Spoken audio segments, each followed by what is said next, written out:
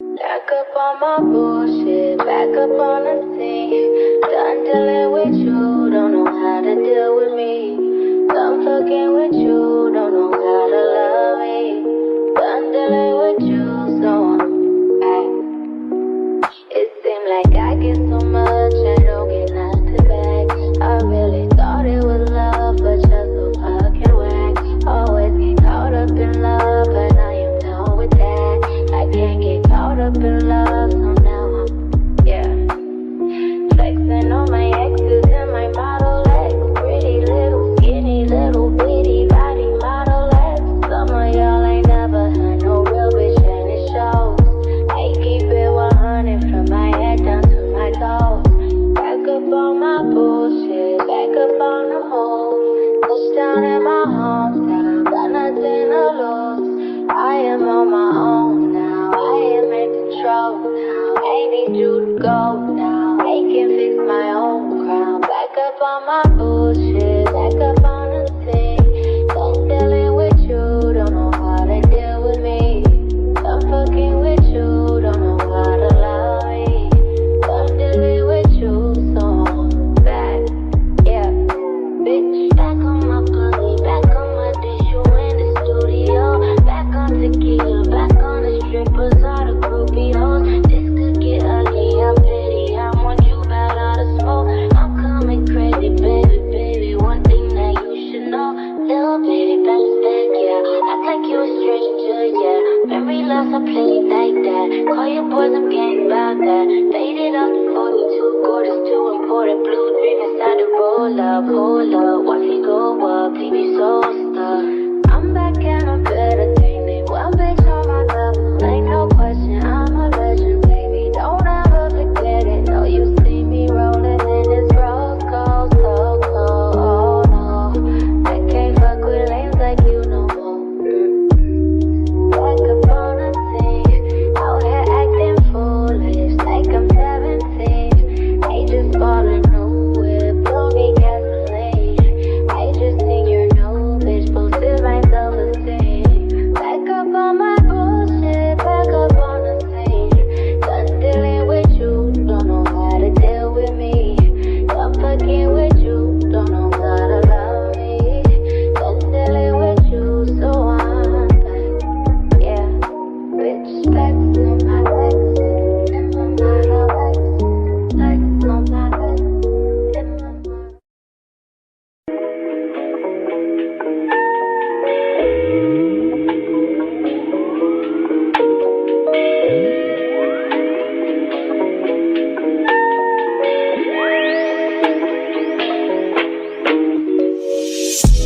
See, my days are cold without you, but I'm hurting while I'm near you.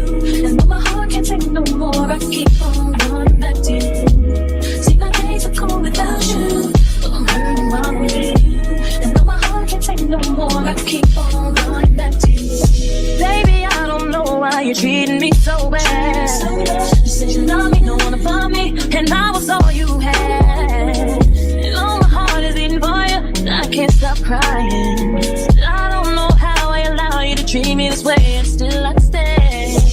See, my days are cold without you, but I'm hurting while I'm near you. And though my heart can't take no more, I keep on running back to you. See, my days are cold without you, but I'm hurting while I'm near you.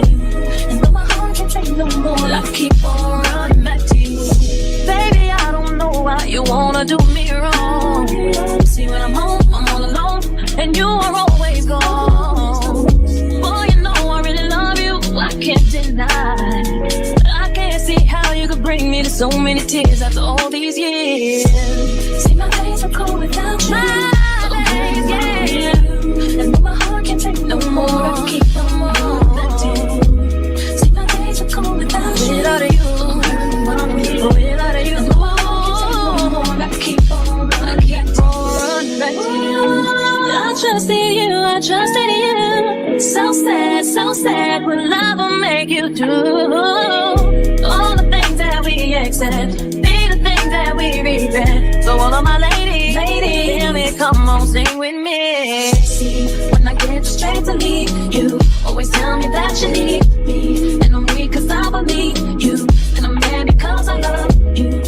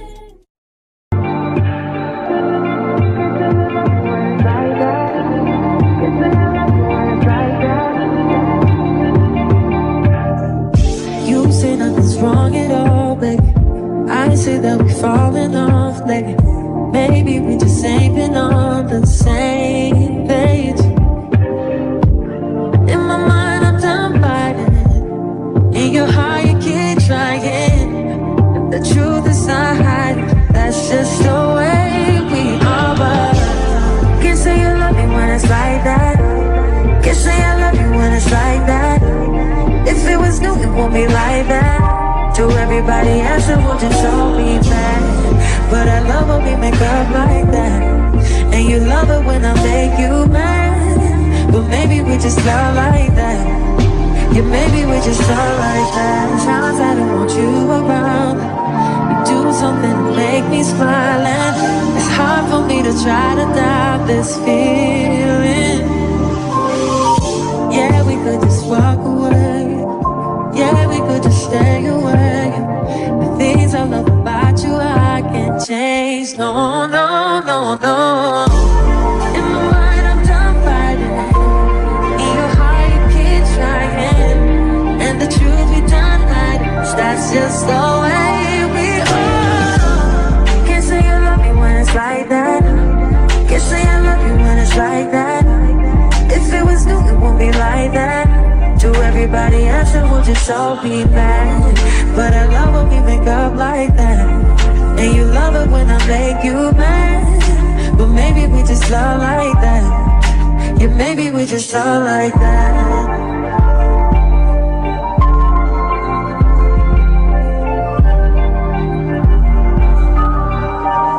Can't say you love me when it's like that. Like that. But I love it when we talk like that. Well, maybe we just love like that.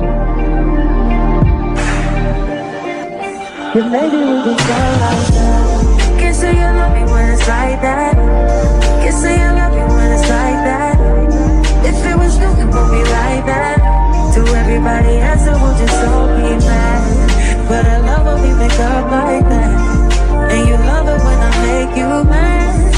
But maybe we just love like that. Yeah, maybe we just love like that.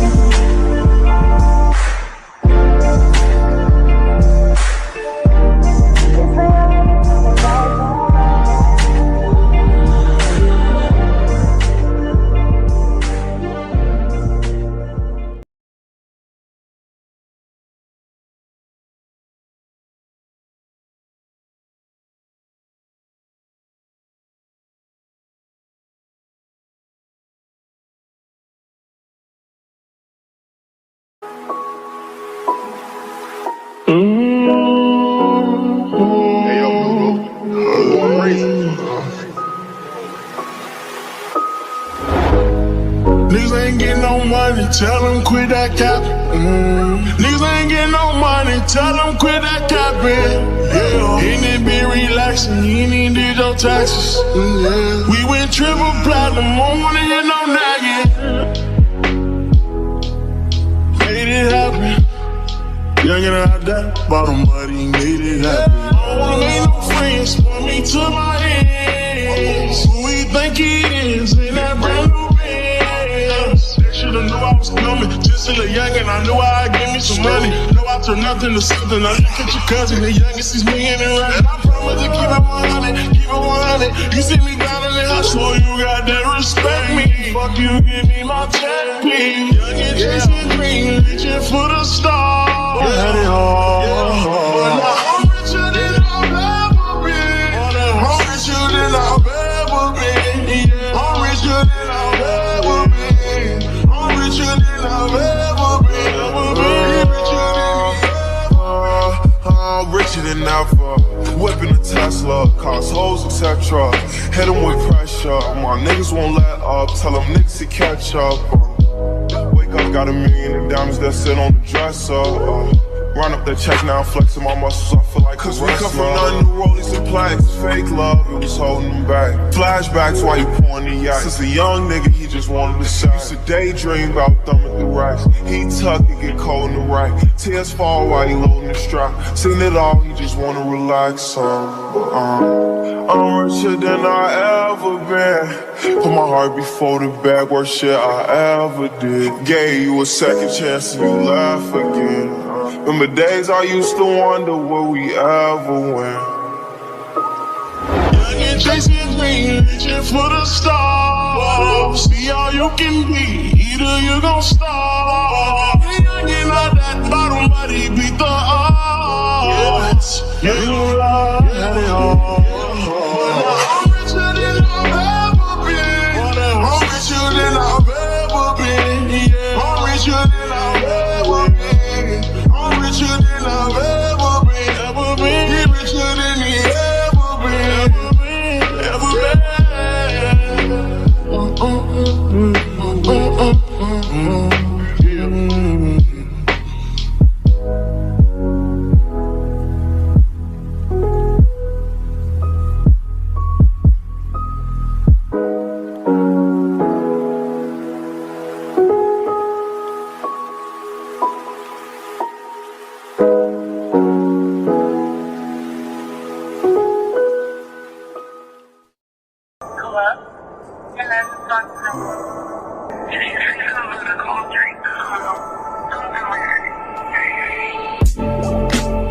cups of the rose.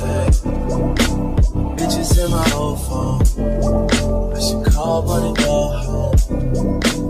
I've been in this club too long. The woman that I would try is happy with a good guy. But I've been drinking so much, I'ma call her anyway and say, fuck that nigga that you love so bad. I know you still think about the times we had. I say fuck that nigga that you think you found. And since you picked up, I know he's not around. I'm just saying you can do better. Tell me, have you heard that lately? I'm just saying you can do better. And you'll start hating only if you make it. Cups of the XO. All my people been here. I see all of my friends here. Guess she don't have the time to kick it no more. Flights in the morning. What you doing that's so important? I've been drinking so much that I'ma call you anyway and say, fuck that nigga that you love so bad. I know you still think about the times we had. I say fuck that nigga that you think you found. And since you picked up, I know he's not around. I'm just saying you can do better. Tell me, have you heard that lately? I'm just saying you can do better. And I'll start hating only if you make me.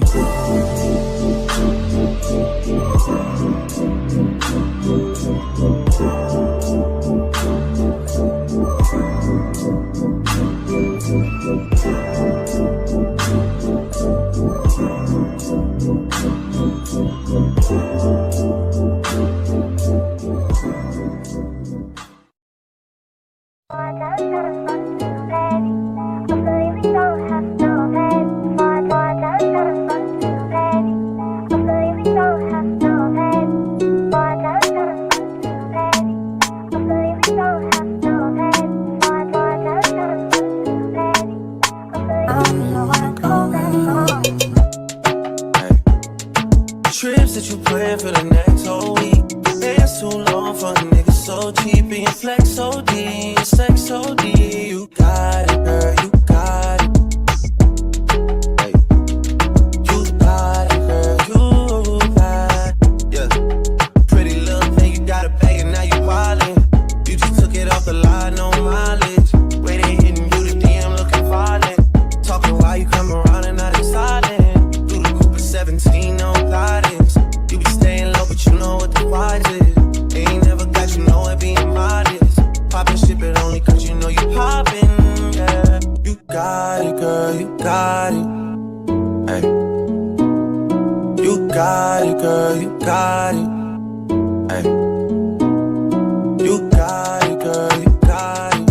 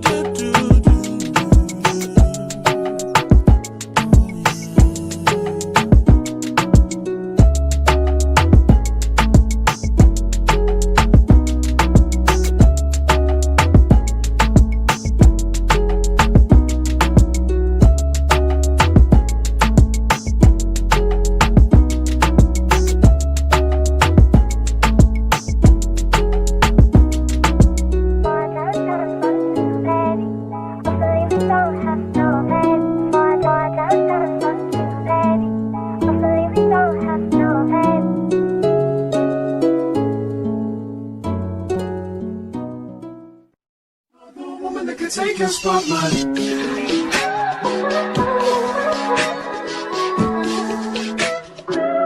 If I wrote you a symphony, just to say how much you mean to me, what would you do?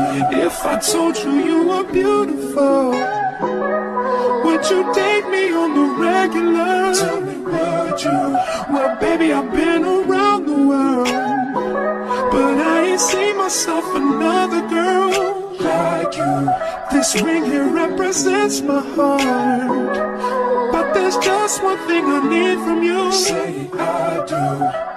Because I can see us holding hands, walking on the beach, our toes in the sand. I can see us on the countryside, sitting on the grassland side by side. You could be my baby, let me make you my lady. Girl, you amaze me, ain't gotta do nothing crazy. See, all I want you to do is be my love. So don't give away my love. So don't give away my love. So don't give away. Ain't another woman that can take your spot, my love. So don't give away my love. So don't give away my love. So don't give away. Ain't another woman that can take your spot, my love.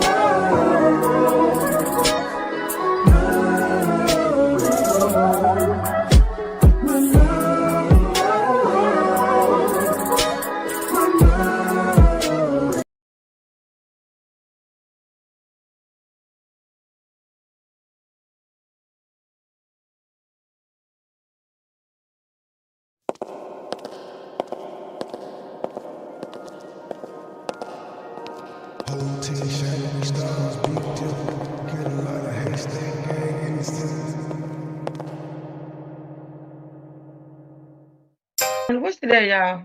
So, Wednesday. Happy Wednesday, everybody. I don't like stuff like. Hey, Grayson. Yes, I Grayson, I guess. Grayson. I don't think she heard you. There's no grinning in face. No, I want you to scream in my face. What do you say I am? I don't think she heard you. No. Just ask her what song it was. What Trey, are song you is that? okay? Are you being attacked? Yeah, she didn't Trey. like your music. She didn't like your intro music. Not it's a brand new day, the other one. She was like, what is that song? Like it's a Oh, whole bunch of them. yeah. She probably don't get it. She don't get what that means. Why you gonna punch me? All right, y'all. I'm under attack. Always, always, always. Good morning, y'all. Good morning, Miss Gloria. Hey, Lydia. Hey, ask questions. Hey, yours truly. Hey, yours truly. Who else we got? Hey, Lady Marie.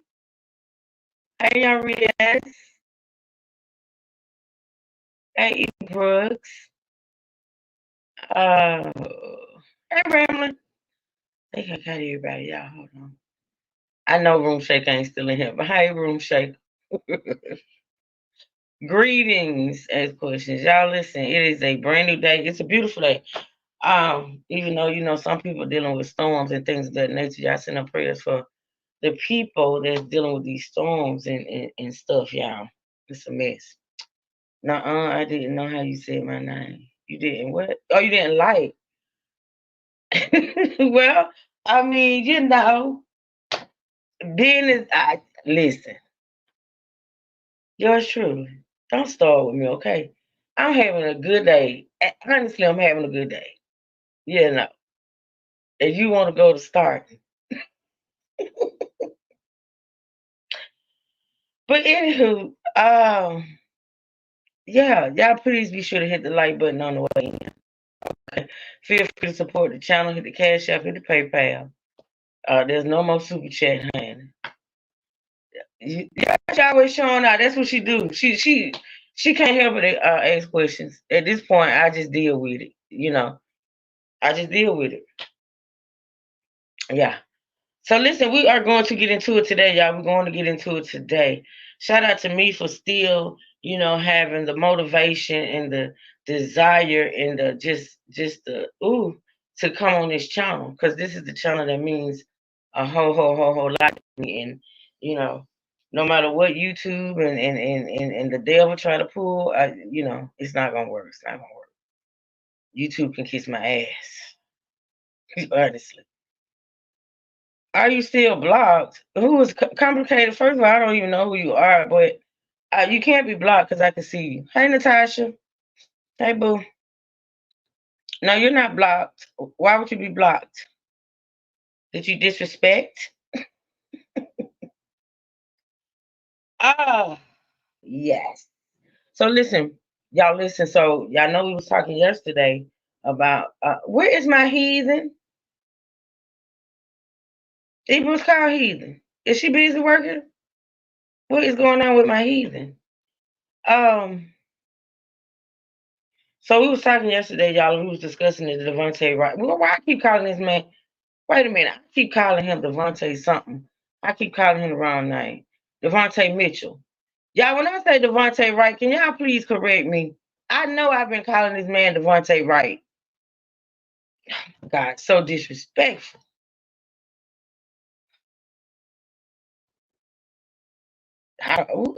Who is Devontae Wright? I keep calling him that. But anyway, y'all make sure y'all it's Slay in the building. Slay, good morning. I'm listening and Palm Tree working from home. Have a good day at work. Y'all make sure y'all wish Slay a happy birthday. Y'all know it's a queen's birthday. I wish Slay a happy birthday, please, and thank you. Oh, and that's fine. Yes, ma'am, I don't like you. Have them in peace and stuff. Wait a minute, girl. Listen, hold on a minute. Y'all don't block. Don't block her. Don't block. Don't block. Yeah, sure. Don't block her. Don't block. Yeah, 300 subscribers. Yep. Let's see. Checking you out. Checking you out. So listen.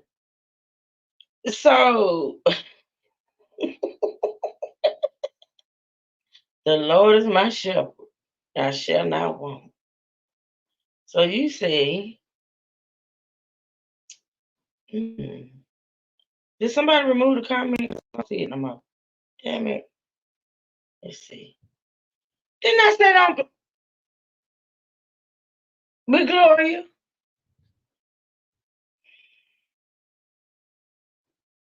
Somebody unblock her. I can't do it. Wait a minute. There you go.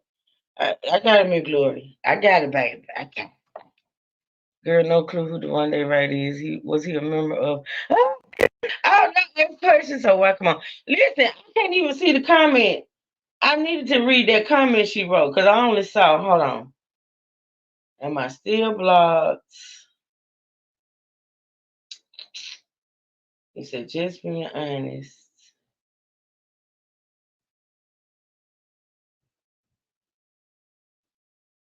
Well, if you wanted to talk to money, listen, now see, you just get real disrespectful. Let me explain something to you, you funny looking troll. And you got a channel, and you actually got content on that channel, and you actually got subscribers. So why you over here fucking with me? I don't know. I don't even understand it. Like, I've never seen you. If I seen you, you were irrelevant, and I didn't recognize you or know who you were, or even care to know who you were. So this is my thing. First of all, if you want to talk about Money Boys Trade Live on the Cousin Pastor, why were you not over there talking to Money Boy Trey on his live? Why are you over here? You little funny looking demon. Like, why are you here? There's nothing on my channel that talks about the cousin pastor. If you wanted to talk to the cousin about the cousin pastor, why you went over there on his channel? Huh? Why? Because you want to come over here and get a taste of truth? Because that's what y'all do. You come over here and you disrespect my chat, knowing that I'm going to lay you out. But see, you going to be easy because you got a whole channel over there that I can go investigate, bitch, and I will drag you. Don't play with me. Now I ain't been in the dragging space in a long time. I mean a very long time. See, I don't understand what it is about you people.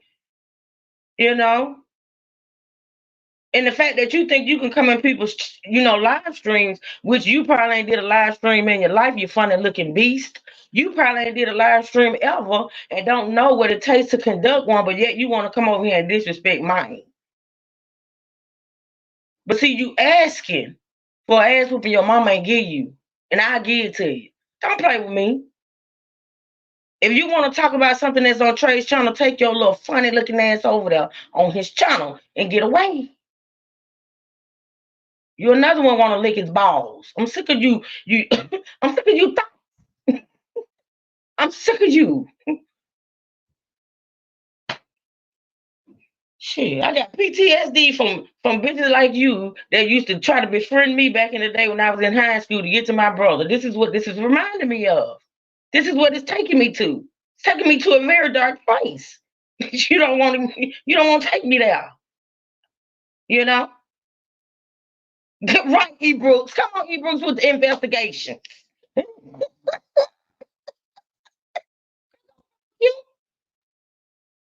You go get your dustbuster out. what the,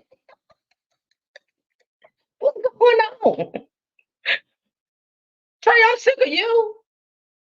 I'm sick of you and your little thickness. Your little thighs. I'm sick of you. Trey had a whole live over there.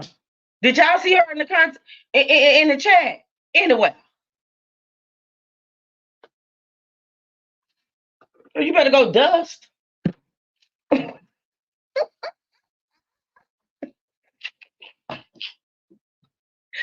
The simple's on escorted you out because I'm blocked. Oh, because you blocked. Ma'am, I'm still in peace, okay? Now, I'm not bitch, fuck you. Please go look me up. You can say or review about me, Bush, bitch. Yes, ma'am. We are a whole community. Girl, get out of here. See, that's what you want. You want my attention. You want me to give you some attention and you're not gonna get it. Go over there to your community. Apparently, you're not successful in your community, ma'am. I just took a glimpse at your channel, boo. Do better. Do better. See, you're nothing. And you want truth to hurt to make you feel like something. Not gonna happen, bitch. Go get therapy. I ain't got it for you. I ain't got it for you. Go on back over there on your little funky channel. Go on back over there now. Go on back over there and vacuum and dust and spray insect repellent and shit of that nature because it look dusty over there. Now, I ain't got time for you. I ain't got time for these you thirsty dust mites. I don't have time. Okay? Now y'all can block that bitch. You won't get it, baby. Never gonna get it, never gonna get it, never gonna get it, never gonna get it. Hey, girl, if you don't get the hell on, bitch. See. Okay, hold on. Oh, you gone. Bye-bye. Bye-bye.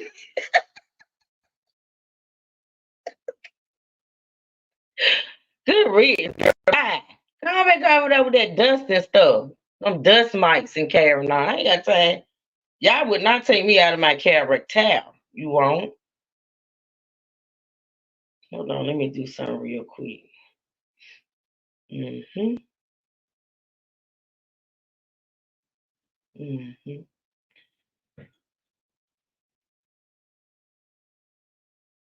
Hold on, y'all. I'm bookmarking something so I can go back and do my research. She's a slow. Girl, I can't, y'all. It's the vacuuming for me. Oh, yeah, that's what I was doing. Hey, Miss Janice. Gotta listen, can't work. Okay, Miss Janice, have a good day at work, boo. Y'all, please make sure y'all wish our beautiful Slayer happy birthday. I can't let the trolls, distract me. Yes, y'all wish Slayer happy birthday. Back to my newsroom. I heard a fight brewing. Wanted to see if I could get it. You gonna be in the same predicament as this man we finna talk about, my man. You know they done filed charges. D-True, did I not send you the link, sir? I mean, is there a problem? Is there an issue? crunching around ASMR. High level crunch versus low level crunch. See, it's these weird bitches.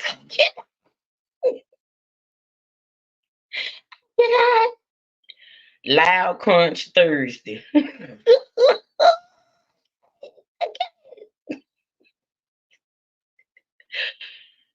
Oh Lord, I'm in there. But Jesus,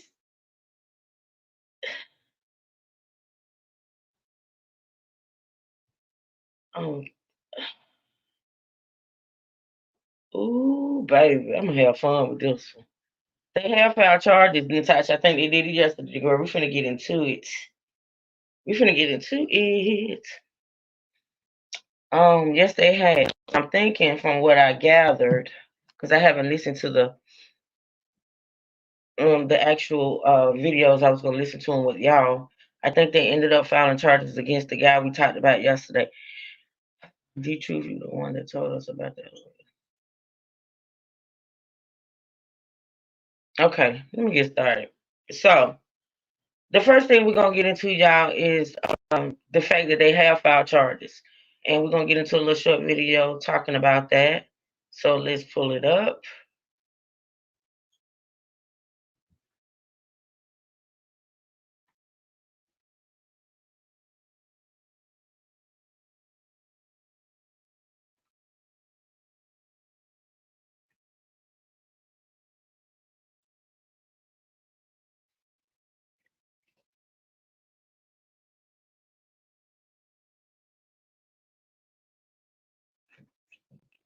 Former hotel workers are now accused of killing Mitchell after they pinned him to the ground of the Hyatt Regency.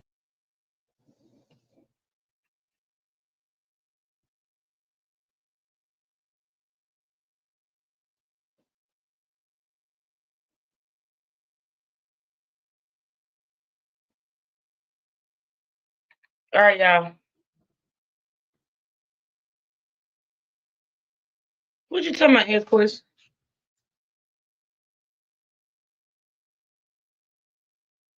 Oh, you talking to him? Okay, listen. So this is the video, y'all. They finna talk about the charges being filed.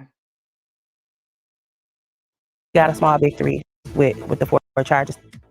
We begin with new reaction to murder charges in the death of Davante Mitchell. 4 former hotel workers are now accused of killing Mitchell after they pinned him to the ground outside of the Hyatt Regency in downtown Milwaukee. Now, this happened on June 30th, and since then, family and their attorneys have called on the district attorney to hold them accountable.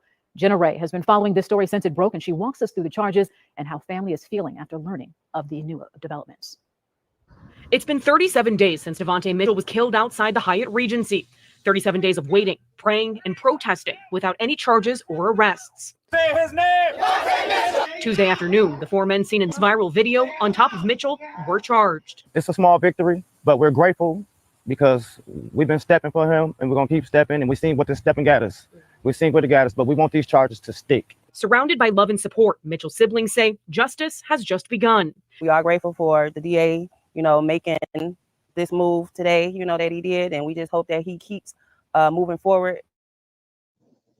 We're doing the right thing. Todd Erickson, Brandon Turner, Herbert Williamson, and Devin Johnson Carson, all former Hyatt employees, all charged with felony murder. We felt that it should have happened sooner, but we are relieved today, finally, that they have charges brought for the killing of Davante Mitchell. We're also getting a first look into Milwaukee Police's investigation of Mitchell's murder. A criminal complaint details the events we've already seen on Hyatt surveillance video. Mitchell running from Brandon Turner, the off-duty security guard. Turner punching him repeatedly, pulling him to the ground, dragging him out of the hotel, and eventually this scene of the 4 men on top of him. The complaint states Mitchell does not instigate any violence or display any obviously aggressive or threatening behavior while on the hotel premise. It also claims Mitchell stopped showing movement or resistance or other signs of life as he's pinned to the ground for what police say is 8 to 9 minutes. The on-duty security guard, Todd Erickson, allegedly told police he and the other Hyatt security are not certified or trained. He also says Hyatt did not provide them with training in defense and arrest tactics. And it's a bittersweet win because really we shouldn't be celebrating for killing my brother because it should have never happened in the first place. In Milwaukee, Justice for Davante! Jenna Ray, TMJ4 News.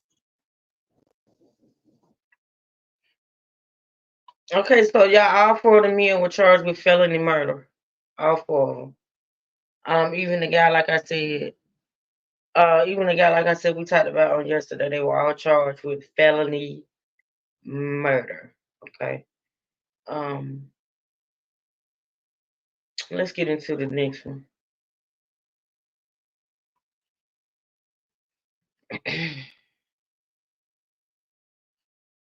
Got a small victory with the 4 charges.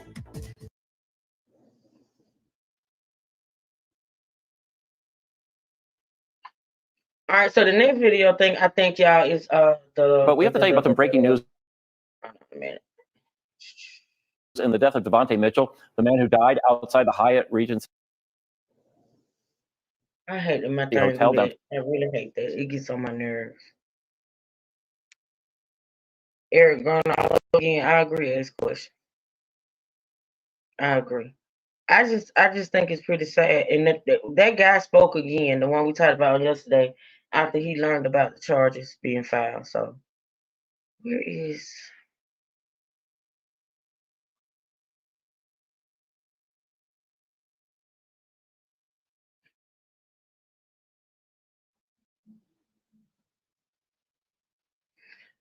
But I had a feeling if they charged the other three people, or at least the one that we saw that was, probably the one that suffocated him, I knew they were gonna charge that guy. I just had a feeling they was gonna do it. I really did. There was no way they was gonna charge them and not charge him. Okay, this is the video where the attorney speaks about the charges that were filed. Let's get into it. It's 13 minutes long, y'all.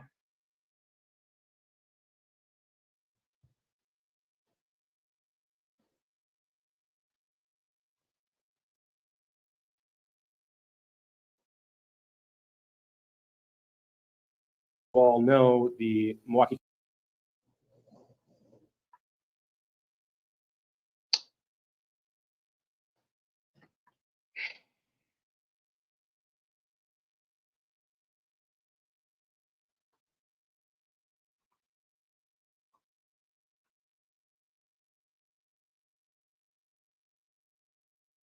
well, good afternoon.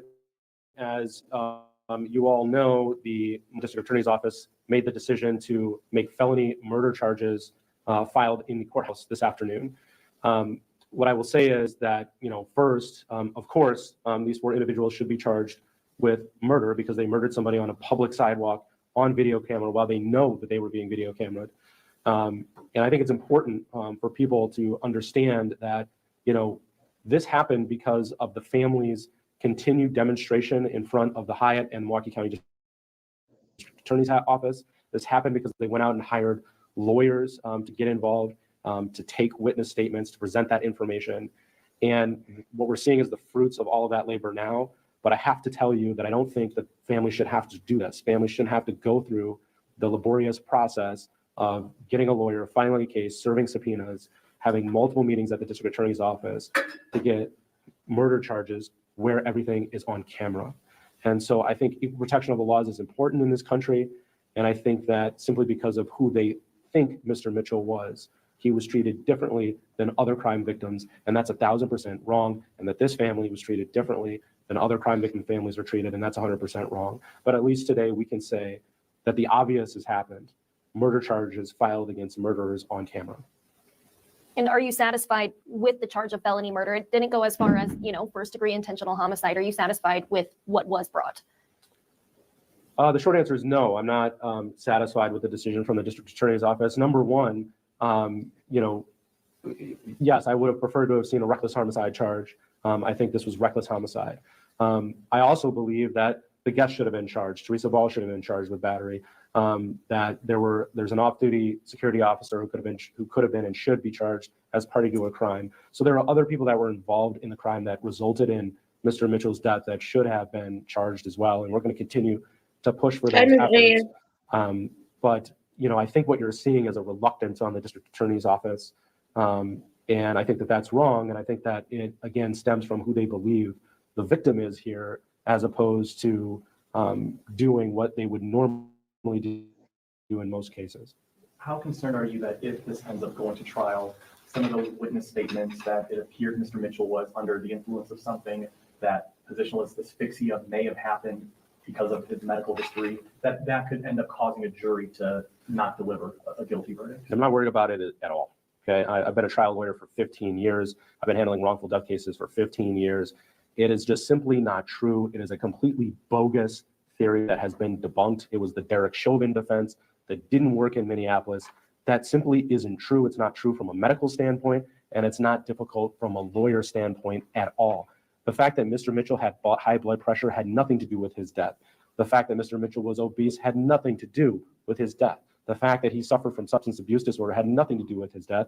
And point of fact, the ME's report itself does not indicate that Mr. Mitchell was under the influence of any drugs at the time this offense had occurred. And in fact, Mr. Mitchell had been in treatment for his substance abuse disorder. It did not cause his death. What caused his death was the fact that 4 people beat him to death on a sidewalk and jumped on top of him for 15 minutes. That is why he's dead. It has nothing to do with him being overweight, having high blood pressure, or any other made-up factors. And one of the things I would point out is that police officers are trained to carry 2 different handcuffs, because people who are larger, you actually have to use 2 handcuffs so that you don't have positional asphyxia, right? So this is a well-known thing in the law enforcement and security community. And the real question here is, why is it that any of these folks have their hands on Mr. Mitchell to begin with? Mr. Mitchell hadn't committed any crime. They had no right to detain him. And they're sitting there causing physical pain and injury. And, again, look at the force trauma injuries from the ME's office report. Look at the tissue injuries that you see to his arms and upper back and neck area. That comes from them wrenching his arms and his shoulders behind him, causing unnecessary physical pain. That's why Mr. Mitchell died. It had nothing to do with him being overweight, high blood pressure, or a substance abuse disorder. So what are your next steps then? Well, we plan to lean into the criminal prosecutions. We'll be attending each and every hearing that's set in these cases. And we intend to see to it that justice is done here. And we also intend to see that justice is done against Aimbridge Hospitality for all of their negligence and the vicarious liability of their employees. And frankly, I think that people should start boycotting Aimbridge Hospitality hotels. Today, I think it's the 37th day since his death. We heard from the district attorney's office frequently that they were waiting on this complete autopsy report. Sitting here today, do you think it was necessary for them to wait on that full report? No, it's not close to necessary, right? I mean, I encourage you to have a conversation with the Wisconsin Association of Criminal Defense Lawyers. I'm willing to bet that most criminal defense lawyers in Wisconsin are representing clients where there's no video evidence of their crimes, right? Most crimes are not committed on video. So here we had one that's on video. They could have absolutely charged it on June 30th. They could have charged it, on July 1st, July 2nd, 3rd, 4th, 5th. They absolutely should have charged it. And again, it feeds into the narrative of the question that was asked earlier about whether we should consider somebody's pre-existing medical conditions. It's ridiculous. If you go to law school, you were taught that you take your victim as you find them, right? You don't say, hey, because somebody's really, really old or really, really young, that you can beat them to death on a public sidewalk because somebody in their 30s who's healthy wouldn't die. I mean, that is a ridiculous thing to say. You don't have to be in perfect health in order for you to get justice in this country. It's simply not true. I'm appalled that the district attorney's office would even suggest it. And they did suggest it in their statements before charging and even afterwards. And it just simply isn't a factor. I have all the confidence in the world in juries. I'm a trial lawyer, and I think a jury will have no problem finding that a man who was beaten to death was in fact beaten to death. Maybe a question for Deasia, if I may. How are you feeling today now that we have these charges? It's a relief. It's a relief. I'm grateful that they're charging them with something. I'm not satisfied. They should have done it a long time ago. It shouldn't have taken this long for them to do anything. The fact that you're here right now, you waited more than 30 days. How does that factor into how you feel right now? If this happened within a week versus now you waited more than a month, how do you think that's affected your mindset? I feel the same. It hasn't affected it at all. I just want everyone to be held accountable for what they did to him. Do you feel after everything that's happened, do you feel hurt? Not really. I'm trying to get his story out there. I'm trying to let his voice be heard through me and through my family and through his family. We all want the same thing. We all want justice for him, but it's something that they should have done already. They are charging them with the obvious. We all seen the videos. We've all heard the audio. There was nothing stopping them from charging these people from day one. If I go rob a bank, it don't have to be on camera. I'm going to jail. If they say I did it. But these people are on camera taking my husband's life. They should have been charged the moment they did that. When the police came, they were still on top of him. When the police flipped him over, he was gone. They should have charged those people right then and there. They should have put him in handcuffs right then and there, even if they didn't know if they were wrong or not. Just for investigative purposes, they should have took them to jail right then and there, and they did not do that. Because of that, how much does it bother you that police specifically initially said the day after, the 2 days after, they're not treating this as a homicide? It pisses me off. I'm angry. I'm angry. I'm very upset because if it would have been anybody else, anybody not black, if the shoe was on the other foot, Devontae would have went to jail. If Devontae would have did something to somebody not of color, he would have been in jail. But these people did this to him, and they're still walking free. They are living their lives. They're sleeping peacefully at home. I haven't gotten any sleep at all. I still have to shield my daughter from the media so she does not see any of this. I have to shield her and to comfort her. And that's the hardest part about this whole thing. Having to shield my child with him, shield her from this. So you guys, because it's a lot of media, it's a lot of things said in the media that's not true. And I don't want her to pick up on that and for her to think that her father was this person that the media has painted him out to be. And this person that everybody on the outside looking in has painted him out to be. No, I want her to know him for who she knew him as, her loving, caring, giving father. And it is gut-wrenching. It hurts so bad. What's your message to the 4 people now who have been charged? I don't see how they can live with themselves. I don't see how they can sleep peacefully. I don't see how they can think straight, knowing that their anger and their hatred led them to take someone's life. So I pray to God. I pray to God. I've been praying for peace of mind. And that's hard. It's so hard praying for peace of mind to the people that did this to him. I pray you find peace of mind within yourself, within your heart. I hope that your hatred goes somewhere so you don't do it to someone else. Do you guys feel confident moving forward? Moving forward, what? With those legal proceedings. The criminal ones, the civil ones, or both? Yeah, I mean, look, I just keep saying the same thing over and over again, but we have a murder on tape. And so, this is not a complicated case to try either in criminal court or in civil court. So I expect a conviction. And I think the district attorney's office will get a conviction. And I expect prison sentences, and I expect that judges will impose prison sentences for what happened to Mr. Mitchell. And yes, I expect Ambridge Hospitality to compensate this family. They've already come out and said that what their employees did was wrong and that they support criminal charges against them. And so they need to make it right for this family as well. What is the timeline for that civil case, and will there be any other defendants named in addition to Ambridge? The short answer is probably there will be other defendants named other than Ambridge, but Ambridge will be the primary defendant in the lawsuit because it employed the killers. And, again, I can't give you an exact time, but, we're talking weeks, not months. Oh, and it'll be filed. Correct.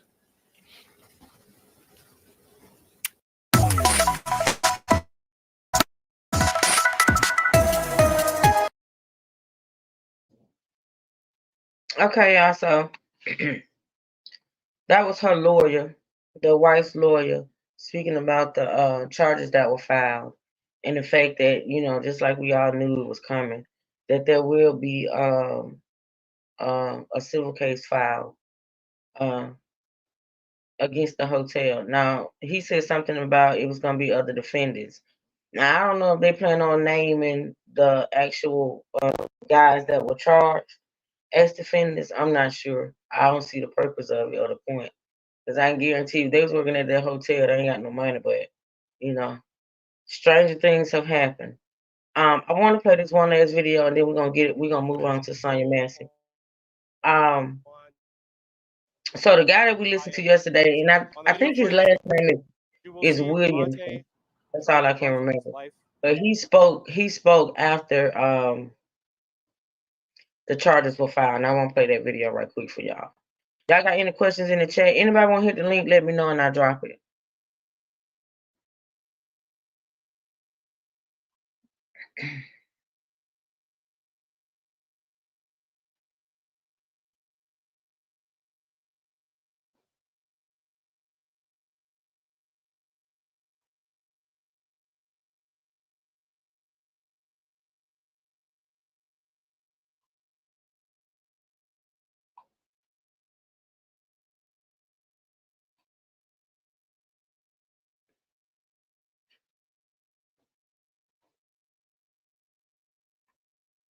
We are also here. I'm pulling up the video. Ask question.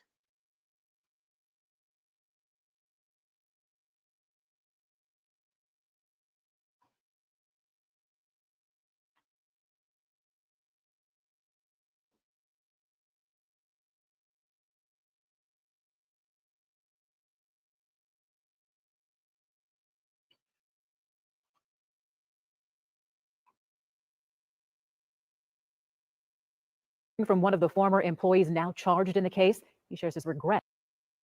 We are also hearing from one of the former employees now charged in the case. He shares his regret with our Mike Biermeister. I became numb. Herbert Williamson's reaction to the felony murder charge he now faces in the death of Devontae Mitchell. I became numb because I'm innocent. I didn't do anything. All I did was what I was told to do by my management. Williamson was working at the time as a bellhop and said he was forced into the incident out of fear of losing his job. All I did was I came out of the hotel. I was told by management to hold him down, and I did what I was told to do. This video shows Williamson, one of four, restraining Devontae Mitchell. As you see on the camera, I never struck Devontae Mitchell, and I showed no act of violence whatsoever towards Devontae Mitchell. All I did was held him down. And if I'm wrong for that, I mean, may God treat me in the proper way that I should be treated. Arrest warrants were issued today for all four men. The district attorney says charges come after an extensive review of evidence collected, the autopsy conducted, and information received from members of the community. I also went to the homes of front desk agent Devin Johnson Carson, security guard Todd Erickson, and security guard Brandon Turner, who was off duty at the time. All former employees now, but none answered the door. Williamson tells me he plans to turn himself in and regrets getting involved. I deeply, truly apologize to Devontae Mitchell's family. I didn't know that this was going to happen this way. In Milwaukee, Mike Biermeister, TMJ4 News.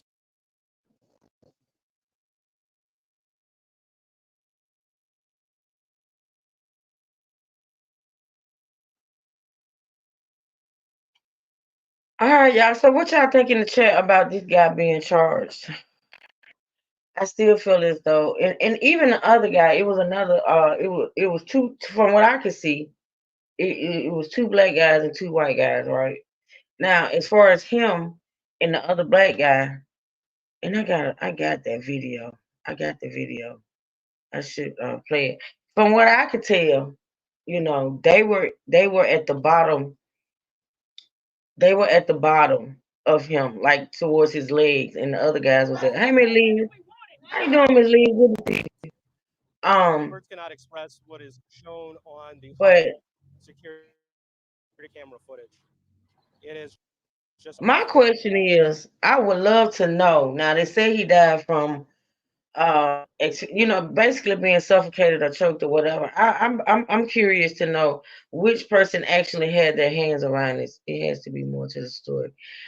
I guess it's always more to the story. Like we don't ever know the full story ever. Even in listening to these trials, over and over again, I just don't. To me, honestly, I don't understand why this guy, from what we saw now, could it be like more video? From what I saw, that guy right there that we just listened to, Mr. Williamson, I don't understand why he was charged with the same charges. Now, should he have been charged with something because he participated in the apprehension? Maybe. But should he be charged with felony murder like the other two? Because I don't feel as though he contributed to the actual demise of the man. I just don't. That's my feeling. What y'all think in the chat? I don't have anybody on the panel to well, Trey up here, but of course y'all know he ain't gonna talk. But y'all let me know in the comments what y'all think. Do y'all think that he should be charged just like the other people? Well, charged with the same crimes as the other people. Y'all let me know in the chat. Let me pull up. But that's all we're gonna talk about on him today. We when any more updates come, we'll get into them. But for right now, what's the latest guy? A bystander. You mean the guy we just watched on the video ask questions? Is that who you're talking about? Because if you're talking about the guy I just played, no, he was initially a bystander. He's a bellhop at the hotel. Yeah, he's a bellhop at the hotel. When it all started with the security guards, he was just standing there. When it all started, he was just standing there. He was not involved. His manager is the one that instructed him to go over and help the other guys restrain the man. But then we saw in the video on yesterday, he wasn't actually like restraining him like the other guys was. He at most held his legs. And you can tell he wasn't, you know what I'm saying? I just think if they looked at that video and they studied that video, I don't see how they charged him with the same charges that the other guys. I don't understand it. I don't get it. I don't get it. Didn't do anything to prevent it. He didn't. Well, I mean, first of all, as far as doing anything to prevent it, what was he gonna do, Liz? What was that old man gonna do with them? Because besides him, it was three other men, two security guards. Like, what was he gonna do to them three men, or say to them three men to stop them from doing what they did? And you're right, he didn't render aid or assistance. That's true. But I don't know. He was blindsided real quick. He was ordered. He was ordered by, and this man stated, he said, I did what I was told by my manager because I thought if not, I would lose my job. That right there for me, it just breaks my heart. Like, the man was placed in a position to whereas he had to choose between doing something that he felt wasn't right, because he said it. He said that he felt like them attacking that man was wrong, and he knew it was wrong, but he felt like he had to follow the orders of his manager in order to keep his job. If he helped hold him down, then he had to be charged, but maybe with less charges. I don't know. Prosecutors going to say that he cared more. Well, I guess you know better than me. I just don't get it, and I don't think it's fair. And I think actual murderers and actual people that do harm and hurt people get off, and this man shouldn't even be charged. I'm sorry, this is my opinion. I don't think anybody can pretty much change my mind about it. I don't understand why he's being charged. Like I say, if he had gotten charged with something less other than felony murder, just like us. He's getting charged like he was the guys that was on top of this man and actually took his life. That man, what he did as far as holding the legs or whatever, yeah, he participated in the apprehension. Yeah, he did. And the man said, I never would have thought, like, he basically said that if I thought them men was gonna kill that man, I would have never. He said, I thought they was just restraining him for the cops. Yeah, he was a bellhop, ex-question. I think he was just restraining him for the cops. But anywho, we'll follow it and see. I think eventually for me though, and this is what I pray, I think eventually either well, there are options. They can either drop the charges against him, they can lessen the charges against him, or continue with it. I don't know if that and then if he does go to trial, I think he has a chance of getting off. I'm gonna be honest, because I don't see how they could just. I don't see how they could do that. But I guess when you got people protesting and you got people doing this and the third and calling for justice, you gotta do what you gotta do. I guess. So anywho, let's go to what was I gonna talk about Sandra? Let's see. Oh, the police officer, not Sandra. Why am I calling these people names wrong today? Get it together, True. Sonya. The police officer in Sonya Max's case said that he feared for his life. Okay. That's what he put in his statement. He said that he thought she was gonna kill him with that pot of water. Yeah, he did. That's what he said. Let's get into it.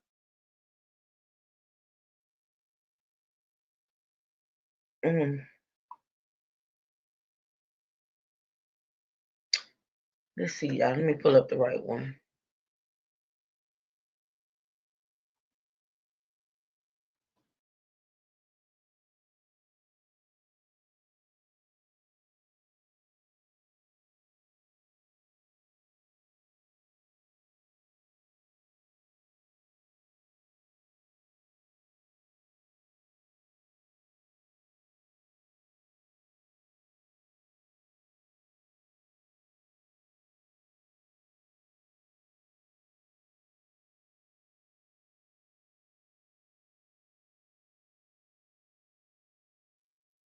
All right, y'all. I'm coming. I'm looking for this particular video. I want y'all to see more calls.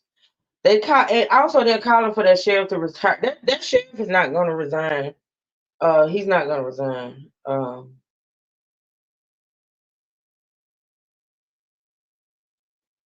Sheriff who's definitely shot something.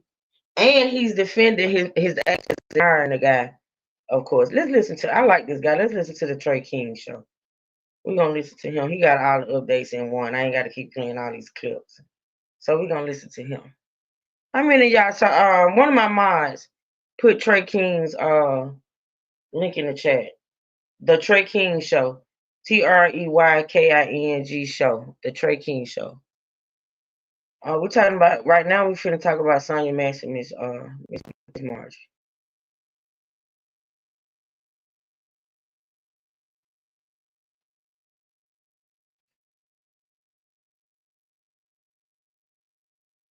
I don't know why it's not pulling up. Hold on.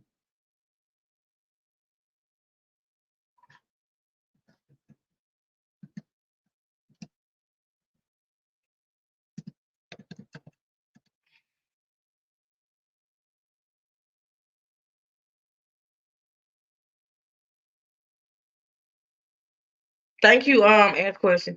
How many of y'all watch him? I love him for some reason. He a little thug for real. He's just a reform thug. Okay, his video dropped.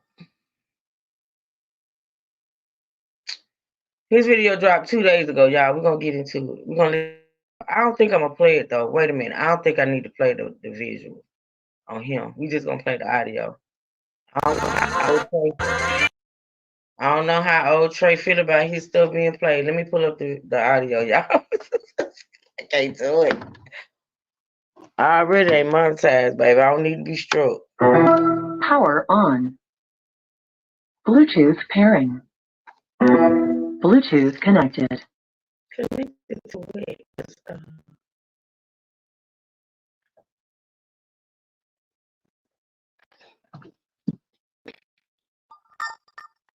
Stop texting me. Hold on.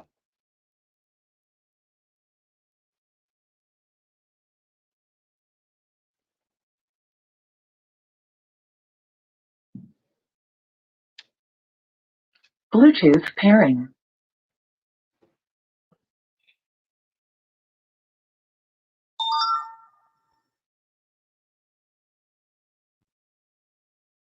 I remember you saying that the testimony of the partner is going to be crucial in this case. Well, yeah, and you know what, Miss E, I haven't seen or heard anything else about the partner. I think the partner is gonna talk, honey. I think the partner is actually talking, cause they ain't said nothing else about him.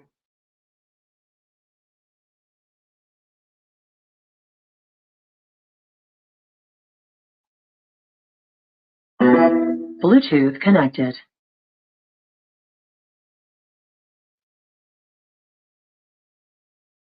All right, this is Trey King, y'all. Y'all click on his link.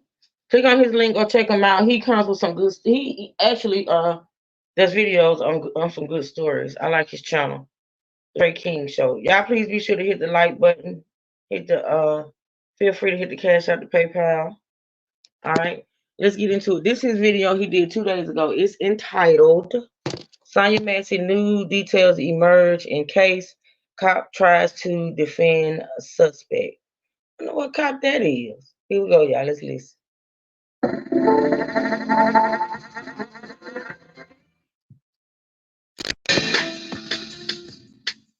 Previously on the Troy King Show.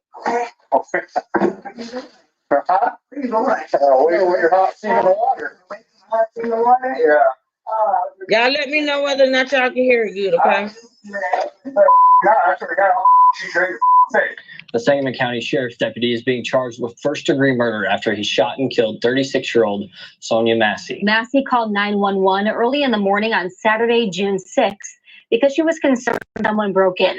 30 minutes late, after deputies arrived on scene, one of them shot her. But after meeting with Sangamon County State's Attorney John Milhiser on Wednesday, the family got some answers. Milhiser's office announced the arrest of Deputy Sean Grayson. Grayson is being charged with 3 counts of first-degree murder, 1 charge of aggravated assault with a weapon, and 1 charge of official misconduct. A few moments later. It's a lot of, it couldn't be me. Woulda, shoulda, coulda. You wouldn't have. Y'all think y'all can react differently from us? We out here trained. Okay, so apparently this is a black female. Oh, wait a minute. What is she about to say? Now, when he said a cop was defending this cop, I had no clue. Hold on a minute now. I'm finna show y'all a visual. Because this is behooving. She ain't finna come on here and defend that man. Hold on.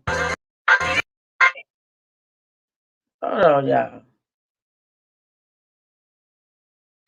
You chimping, you look like, you know what? I gotta listen first. Calm down, True, calm down. Let me show y'all a visual. This kind of reminds me of the movie 7 Seconds or Not. I never seen that, Miss Ann. I never seen that.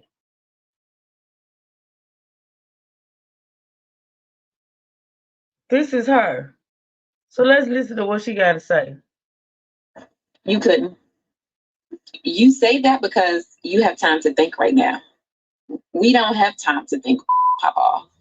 So again, you could never. You would never. Put the badge on and let me see you do it. Yo, YouTube, what's going on? Trevor again, hit y'all another video. Hope y'all having a very great day. Hope y'all had a great weekend. My day is going absolutely marvelous. Big shout out to all the channel members and subscribers of the Trey King Show family. And much love to each and every last one of y'all. And you all, this is an update. Y'all drop his link again. Out of Illinois, where we have a woman who was viciously murdered inside her home by an officer who goes by the name of Sean Grayson. And by now, I'm sure a lot of you all have heard about the story regarding Sonia Massey and what took place inside of her residence. But at the same time, I told you all earlier when I first made the first video that I would keep you all updated as more details comes out. And a lot more details and new revelations come out regarding the story. But the main sad thing about this whole video, other than the fact that this woman lost her life when she was only asking for help, is that you have a cop, yes, a black woman who go by the name of Sheriff Lisa Deer, making up all kinds of excuses for Officer Sean Grayson. It's a lot of, it couldn't be me. I woulda, shoulda, coulda. You wouldn't have. Y'all think y'all can react differently from us? As if to defend Sean Grayson's actions. But clearly, the video says other. So I don't know what made this police, a black woman that is, see another black woman get killed on camera. And then, out of all things you could say, girl, you come out and make all kinds of excuses up for this cop, but clearly he was in the wrong. And now, for those of you all who have not quite heard about the story yet, please go check out the first video. And also, several other YouTubers have done stories on this video. But at the same time, several other YouTubers have also got the story wrong. And the reason why I say that is because they are adding things to the story that is not verified and not even proven yet. And one thing about me, I take pride on, I'm always going to deliver the facts to the best of my ability. But true, I do make mistakes sometimes when I make these videos, which is very rare. But at the same time, when I do make a mistake, I am man enough and have enough integrity to come back and tell you all. Never will I sit up here and try to add nothing to the story or take nothing away. But it's sad and quite strange that you would have all these bloggers coming up with all kinds of new info. And then what makes it even worse is the people coming in my damn comment section acting like I don't know what the hell I'm talking about, as if I ain't been doing this for 8 years, me and my team, as if I have not made almost 3,000 damn videos. So clearly, you all must know one thing. True enough, we don't catch it all. But at the same time, what I'm trying to say is this right here. Don't you think I would at least catch the key details? But once again, more details, more new revelations that came out regarding the story. Like, for instance, number one, Officer Sean Grayson was also reprimanded from other departments. 7 months on. How are you still employed by us? I don't know. Sean, do you understand what I am saying? Yes, I do, sir. And I've had this conversation with you before. If we can't trust what you say and what you see, we can't have you in our uniform. He was placed on leave and transferred from several other departments. It is quite strange that the police still hide him. Now, if you've been transferred that many times, and you've also been rolled up quite a few times, so tell me, family, how in the hell did Officer Sean Grayson become a cop? Came on the police department for hiring him, and then try to release all this information after people started taking notice when they started asking questions. At the same time, you all knew this man was a bad apple when you first hired him. But once again, back to show. I didn't see that gears. I didn't see the you said it was a black ex cop. You know what? I did see a video. I think I saved it in my watch later. I think I did, and I think I got it. Officer Tatum said on his show he was justified in the shooting. Here, since you want to make that video on TikTok, did you not know that he was also reprimanded and transferred and fired from other departments? So shame on you once again for trying to make excuses up for this man. And then the only other thing, Malachi, you may want to tell them is, do you think law enforcement came there earlier? Okay, it was an incident that happened earlier, and I talked to 2 officers or whatever, and I believe that it's the same officer that shot my mother. I talked to his partner first. Same officers. That he said he believes it was the same officers. That's why he believes they knew she had was struggling with her mental health. So that's number one. Here's number two. And now, as you all heard Sonia Massey's son, Malachi, state that he believed Officer Sean Grayson was the cop who came to the residence to do a welfare check on Sonia Massey, even though Sonia Massey's son said that he believed it was Officer Sean Grayson who came by the home. It has not been verified and actually proven that it was him. That's why attorney also said that he believed, because we don't have anything verified to say that. But we will take his word. Since that's his mom, he has no reason to allow his mom. And now to the third thing. Now the third thing is this right here. People said when I made the first video that I was wrong when I stated that Sonia Massey had a pot in her hand trying to cover her face up from the bullet or whatnot. But as you all can see from this picture right here, she did have a pot in her hand. But guess what though? Before you all jump to conclusions and start getting mad and start typing in, let me see what he's showing. The keyboard, listen to this. She was not trying to throw anything at the cop. It's not like she trying to throw the pot at the cop. And it's also not like she was trying to throw water at the cop. Only thing I stated was that she was so scared she could not even think straight. Because number one, she was already having a mental health crisis. And also, she tried to hold the pot up in defense of herself as if to stop the bullet. Not saying that she was trying to attack Officer Sean Grayson. So for people who are saying in the first video, in the comment section, well, Trey, you wrong, she did not have a pot in her hand. Clearly, it was a pot in her hand. But once again, this is a key detail. She was not trying to be aggressive with the pot. I'm trying to understand why people keep stressing the fact that she had that pot in her hand. When for one, when she initially had the pot, the woman dropped the pot, raised her hands up, and he shot. When she came back up with that pot, that woman was shot. I don't understand. And then, okay, let's just say she had the pot in her hand. The water was not in the pot. So what was she gonna do with if you call yourself afraid of the hot water was gone. I saw an interview. I be wanting to react to that guy, to Rashad, because I be watching him, but he get on my nerves sometimes. Like he really do. He get on my nerves, and that other guy. You know what? 2 years. I watched a couple of police officers try to explain away, and when I say explain away, I mean try to make excuses for what this guy did, and I can't keep watching them because it's like the more I watch them, the angrier I get, and see I be trying to have a somewhat respect for cops, even though stuff like this happen, because I do know a lot of cops. I went to school with a lot of cops. I got cops in my family. I got I got friends that got cops in their family. I want to like Officer Tatum, but his take on George Floyd. Yeah, I don't mess with him. Ask questions. I don't. I try to threaten him with the power, anything like that. But at the same time, family, think about this. What caused more damage, a damn pot or a damn gun? Clearly, a damn gun.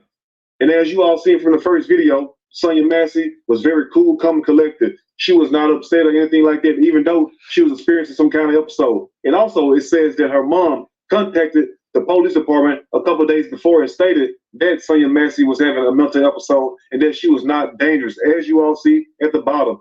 And that's from her mom. Now, you also have people coming in my comment section saying that the reason why Officer Sean Grayson targeted Sonya Massey was because when she went to the hospital to get a mental health check, there, Sean Grayson's girlfriend allegedly got into it with Sonya Massey. And they were trying to tell me that Sean Grayson has a girlfriend who's a damn nurse. Quite unfortunate, huh? Now, you would think that, number one, the news would disclose that. You also think that since Sonya Massey was talking to her family and also told her See, that's what I'm saying. And I think I don't know who it was that kept coming in my chat saying that and said that they saw it on TikTok. The fact that first of all, when Sonya went to the hospital earlier that day, she was seen by this guy's fiance, who's a nurse practitioner, and because she went to the hospital and was treated by that woman, that the officer knew who she was and knew her history and this and the third, which for me is far fetched. See, you probably could have got that over on another content creator who don't know, but not me, because I work in the hospital and I know that. Well, see, this is the thing though. I gotta say, now it is some people that work in hospital that break the rules all day, every day. You know what I'm saying? They break HIPAA. They do. They do. But this is what in reality is that doesn't make sense. If this woman went to the hospital and was seen by this guy's fiance, a nurse practitioner, right? Just because she was seen by her doesn't mean that officer would know who she was or what she was treated for. Because in essence, that fiance who allegedly treated her is sworn by an oath to whereas she's not supposed to be discussing that woman with him. So let's just say Sonya did go to the ER and was treated by the fiance. Why would the fiance discuss Sonya with him? And then it just so happens that same day that the fiance discussed Sonya with him, he's at Sonya's house. Like, you gotta make stuff make sense. That's why I say, if it's true, like I say, if it's true, if there's a connection, and I haven't seen concrete, like a news clipping or anything like that stated that there was a connection between Sonya, that nurse, and that guy. But yet you got people that come up, come in chats and go in comment sections and repeat this over and over and over again. There's no proof. Maybe they got into it. This what this guy is saying. Hey Merle, good to see you, boo. This is what this guy is saying, that somebody came in his chat and said that Sonya and the nurse got into it at the hospital, which is the reason why that guy did what he did on that call. But you got to connect all the dots. You got to make all this shit make sense. Like I say, if the evidence comes out that that's the case, I wouldn't be surprised and I wouldn't be shocked. You get it? But the thing about it is that if the cops are putting out pretty much everything, not everything, but a lot. If there was a connection between the nurse, the cop, and Sonya, I think it would be out there. I can't be running with these narratives. Hey, Fun Bear, with these narratives that these people be putting out. It'd be too much for me. Yeah, it's a. I just be wondering where these people be getting these stuff from. And then when I asked the person, who was that kept coming in my chat? And when I asked the person where did they hear the story, I'm like, man, I done watched so many news clippings, I read so many news articles, I done watched so many videos. I have not heard this. I'm like, where did you see this? She said TikTok. When she said TikTok, I was done. Yeah, I was pretty much done. Last thing my mom told me when she talked to me is that she gave me specific names. I'm gonna tell y'all, but she did tell me that the police was gonna kill her or these other people. And I'm like, why is that? And then after that, I didn't talk to her until like about 2 days later, and she was like, she had told me her exact words is they gonna kill mommy, baby. And I got mad. A day or two before. Wait a minute. Now this is something new. Shout out to Trey King. Y'all drop his link in. Wait a minute. I never heard this. So her daughter is saying, hold on, y'all. That was her daughter. Let me give y'all up. That was her daughter, y'all. That said that her mama told her the police were gonna kill her.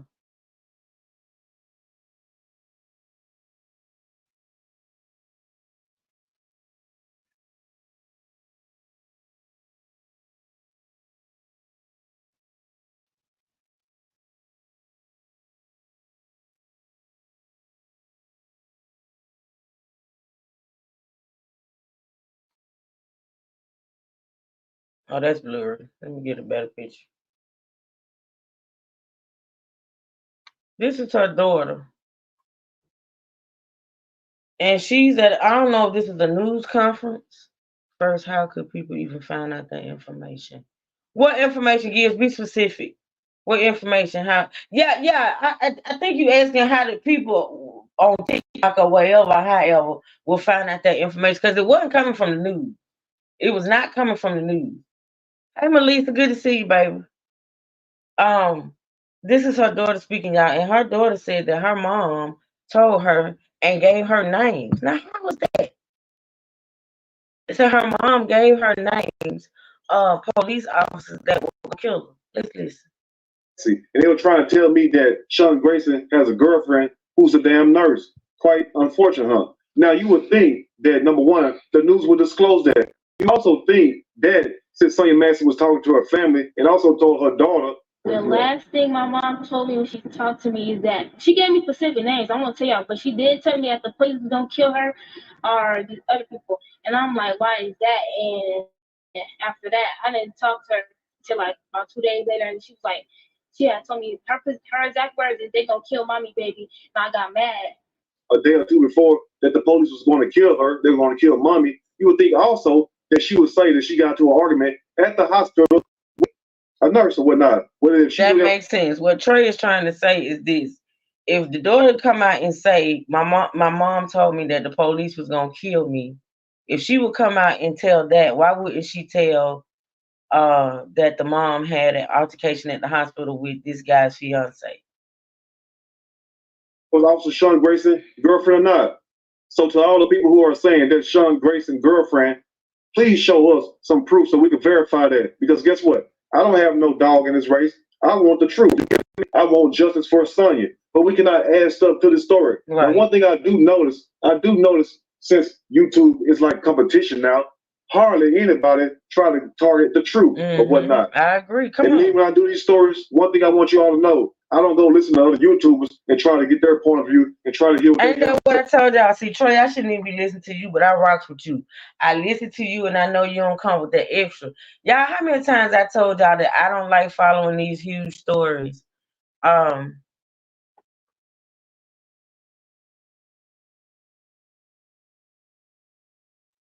on, y'all.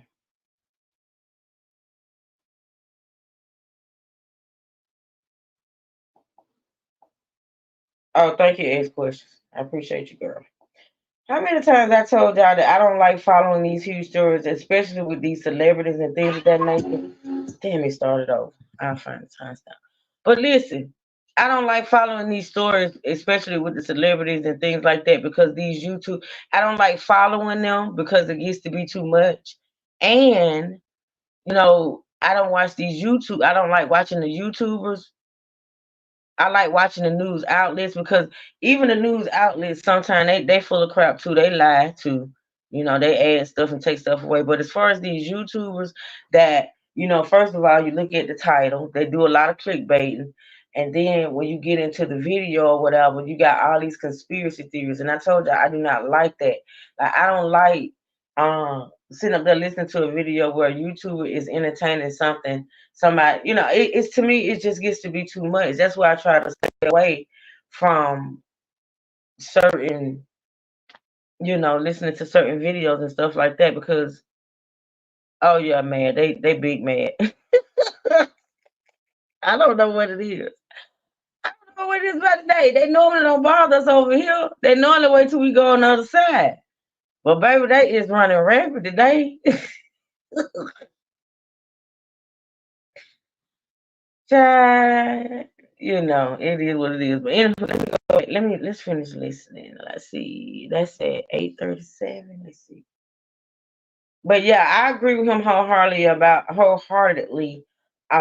all the extra. It used to be too much. People be lying, and it has become a competition with these content creators to where they, as far as the views and everything of that nature, and they be entertaining wild stuff, and I just don't respect it. But anywho, let's listen. I got mad. A day or two before that the police was going to kill her, they were going to kill mommy. You would think also she say that she got into an argument at the hospital with a nurse or whatnot, whether if she knew that was Officer Sean Grayson's girlfriend or not. So to all the people who are saying that Sean Grayson's girlfriend, please show us some proof so we can verify that. Because guess what? I don't have no dog in this race. I want the truth. You get me? I want justice for Sonya. But we cannot add stuff to the story. Now, one thing I do notice since YouTube is like competition now, hardly anybody try to target the truth or whatnot. And me, when I do these stories, one thing I want you all to know, I don't go listen to other YouTubers and try to make their point of view and try to hear what they have to say. I don't give a damn what they have to say because number one, I'm smart enough to formulate my own opinion and do my own research. So for people who's going to listen to these other YouTubers who are clearly misleading y'all, because if not, show me the proof. Right. Show me the evidence where Sonya Massey and Sean Grayson's girlfriend got into it at the hospital and his girlfriend was a nurse. Now, how did the cop wind up at the house? I do not know. But you also had some people saying that it was Officer Sean Grayson who bust Sonya Massey windows out, as you see the vehicle right now. No, that's but not that true. has not been verified also. But one thing has been verified after Sean Grayson shot Lisa in the head, shot her in the eye, and it came out through her neck. He went outside and said this right here. Yeah, I'm good. This fucking bitch is crazy. So tell me this today, Sheriff Lisa Deer, being a black woman, how can you come out in the public and take up for this man when clearly he's wrong? Forget the fact about you being a black woman yourself and Sonya Massey was black also. We only talk about being right. It wouldn't matter if the shoe was on the other foot and Sonya Massey was the cop, and guess what? And Sean Grayson was the victim. You feel me? It wouldn't even matter. It'll be the same damn thing. So clearly, number one, either you trying to take up for cops, or maybe you think you all are just better than regular people. But clearly, ma'am, you could have saved that video for another damn day because you were totally wrong in your assessment. And think about this. Tell me one time during this whole ordeal with Sonya Massey and Officer Sean Grayson, was she aggressive? Name me one time. Not one. And like I told you all in the first video, Sonya Massey did not even use one damn cuss word. So how can a person be a threat, number one, and they come, they're not even cussing, and they basically just having a little mental episode. So once again, Sheriff Deputy Lisa Deer, how can you sit up there and say that when the video shows you something different? It's not like you're hearing audio or whatnot. You're seeing a video. So how can you watch a video and come up with something different? That's what I don't understand. It's kind of like these people that watch me, and I say one thing, and they swear to God I said something else. But at the same time, like I told y'all, you can listen to who you want to, but I'm not going to add nothing to the story that's not there and I can't prove. Because guess what? Then I will be liable. Then I will be facing a lawsuit from these people or whatnot. And that's why I've been doing this 8 years and have not been sued yet. Because guess what? It's not my intent to lie. My intent is to get justice for these families or whatnot. And now I know some of y'all are thinking, well, Trey, if she was having mental episodes, because I did say that in the first video because of the way she was acting. But what the hell do I know? Because people can't wait to go against what the hell you're saying, like they're trying to compete with you. I'm not up here to compete with anybody. My whole goal is just to tell the truth to the best of my ability. And like I stated earlier in the video, if I ever make a mistake, I am man enough and have enough integrity to come back and correct myself. But also, one key thing is this right here. Sonya Massey was in St. Louis at a mental facility or whatnot, trying to get her help. But for some reason, they sent her back. And a little bit later on, that's when she wound up meeting Sean Grayson and this ordeal took place or whatnot. So it wasn't like Sonya Massey family didn't know that she was facing mental illness because that's why they were trying to get the woman help. Right. But clearly, the mom called the police department and relayed that information. Now, why the police department did not relay that information to the officers at the scene, I do not know. But at the same time, shame on you, Sheriff Lisa Deer, for coming out trying to take this man's side when clearly he's the one in the wrong. And think about this. Now, girl, what if that was you, or what if there was somebody in your family that got gunned down, and Come then on. you see a cop come out and make an excuse for a damn dirty cop? You get me? So they make you kind of look what? A little bit dirty. You get what I'm saying? But once again, look here. You can believe what you want to believe. You can feel how you want to feel. And I noticed one thing you said, us. Y'all think y'all can react differently from us? We out here trained. Like you better. You must forget one thing. That's a uniform. It's a cop uniform. And speaking of uniforms, guess what you do when you're done with a uniform? You take it off. And like all uniforms, you must take it off. So don't sit up here and think that you're better than regular civilians just because you put on a uniform and wear a badge. But at the same time, what provoked you? What made you sit up here and say that this man was right? I don't know if you're trying to clout. I don't know if you're trying to get you some little fame or whatnot, because you have people say all kinds of things just to get noticed. So since you want to be noticed, let you get noticed. But how can you sit there and make an excuse up for a man who gunned a woman down when this woman wasn't even a threat? And also, as you all noticed once again, as I said in the first video, Sonya Massey was way in the kitchen. Sean Grayson was in the living room. He has a gun. Y'all think y'all can react differently from us? We out here trained. You couldn't. You say that because you have time to think right now. We don't have time to think, pop off. So again, you could never. You would never. Put the badge on and let me see you do it. So for you to sit there and say the reason why Sean Grayson killed Sonya Massey in her own home, even though she was not armed with anything, was because it was a split-second decision. But at the same time, that applies to certain situations. But clearly, it don't apply to this situation right here. So in closing, let me tell you all day what a split-second decision is. A split-second decision is when a person got a gun in their hand. And also, if they reach inside their waistband or reach for something, that's when you have a split-second decision. Because guess what? The hand is quicker than the eye. And it may just shoot you before you even know it. But in closing, shame on you, Sheriff Deputy Lisa Deer, for coming out in the public, making up an excuse for this dirty cop when clearly he has been reprimanded from other departments, has been fired from other agencies, and also been reprimanded countless times for making false report. And you know what a false report means, right? That means he lies on the reports. So clearly, just like when he said the water is right there, he's trying to make it seem like Sonya Massey tried to throw the water on him when she didn't. The water wasted once again, in closing, when she picked the water up to show him the pot was empty. That's when the water wasted or whatnot. But for people who go out there saying that Trey, you wrong, she not have a pot, but you see the pot. But also I stated once again that she was no threat with the pot. She did not even threaten the man with the pot or whatnot. She basically was in fear for her life, and she did not really know how to react. To number one, she was facing a mental episode. So since you want to say you don't know how people will react, people say they coulda and woulda. What would you do in that situation? Let me know that. And also, family, what do you think about this story? And also, what do you think about what this cop said in this video? Shame on her for doing that. She's an idiot. The fact about you being a black woman, but you would think by you being a black woman that you will understand. But let this be a lesson to you all, family, today. People can watch you get killed and still make a damn excuse up for the person who killed you. Anyway, you all let me know what you think about this story. If there's anything I may have missed or misinformed, please let me know in the comment section, or you can email me and we can talk about it more there. If you like the video, push that like button. If you like the video, subscribe to the channel, become a channel member. Also share the video with your family and friends. Till next time, you all stay blessed, and I will keep you all updated as more details come out about this story. But like I told you all, I'm not going to add nothing to the stories. I'm not going to take nothing away. Only thing I can do is tell you the truth. And if I ever make a mistake, I will correct it. And I will see y'all soon on the next Trey King show. And guess what? Trey King, I like him, y'all. Y'all go check him out. Drop his link one more time. We're gonna look at this 8-minute video, and I don't think I played this, but it's so many videos, y'all. Oh my god, this stuff is just piling up in my head. I need a vacation. I don't think I played this, but it's a video that was dropped 2 days ago. It's pretty much a whole roundup of after 4 weeks, here are the latest updates on the deputy shooting of Sonya Massey. So I want to play this video, and we're gonna wrap it up with her as far as the updates. Now it is some more videos I got as far as the sheriff talking about how he's not gonna resign and stuff like that. I really don't want to play those videos. I don't. He's basically as far as the sheriff is concerned, y'all know the dad wants the sheriff to resign. You know, the sheriff. And he says he's not.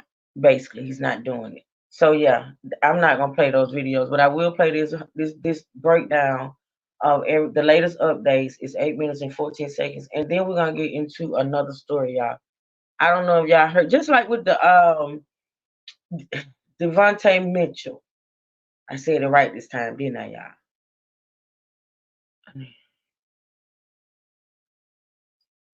y'all? It's just like with the Devontae Mitchell case. I hadn't heard about this case, and this case is some weeks old.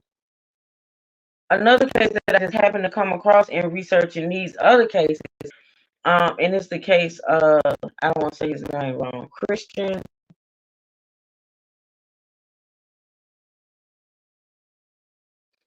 Christian Collins. Okay, D-Truth.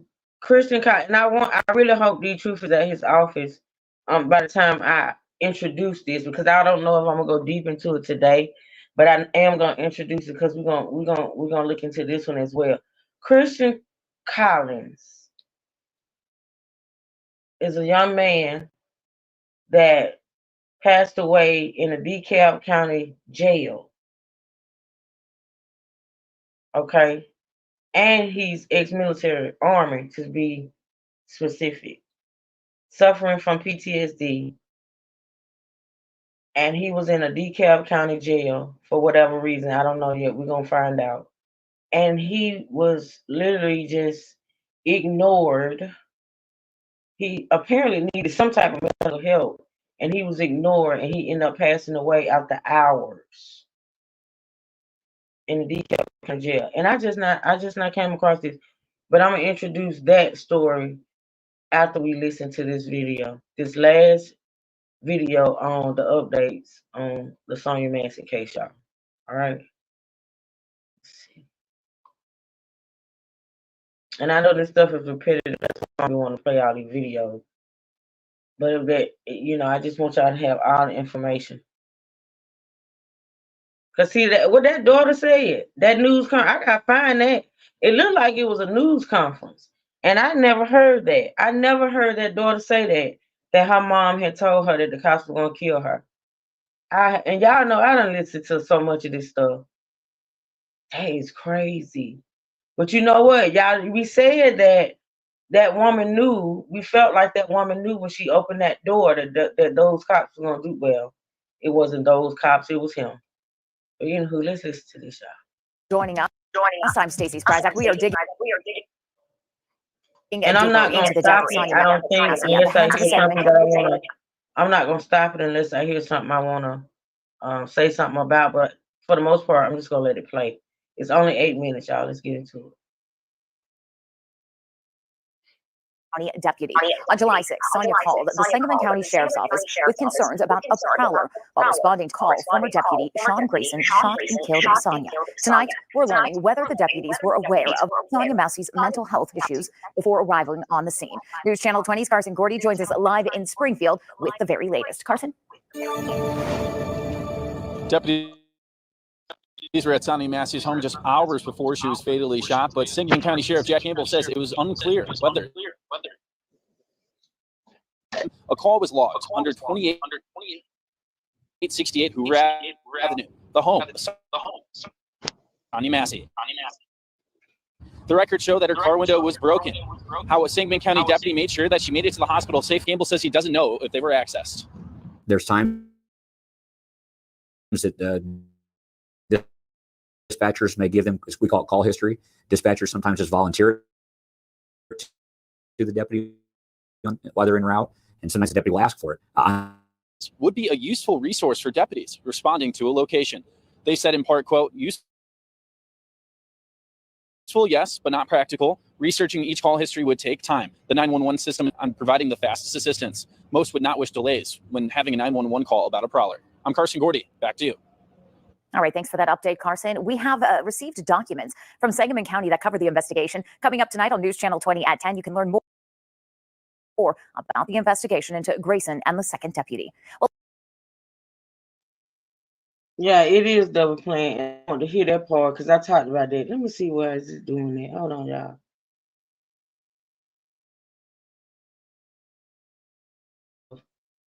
Her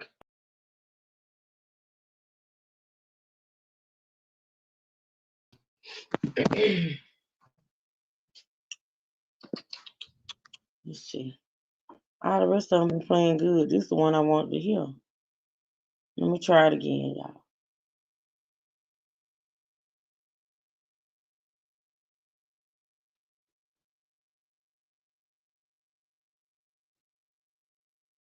Mhm.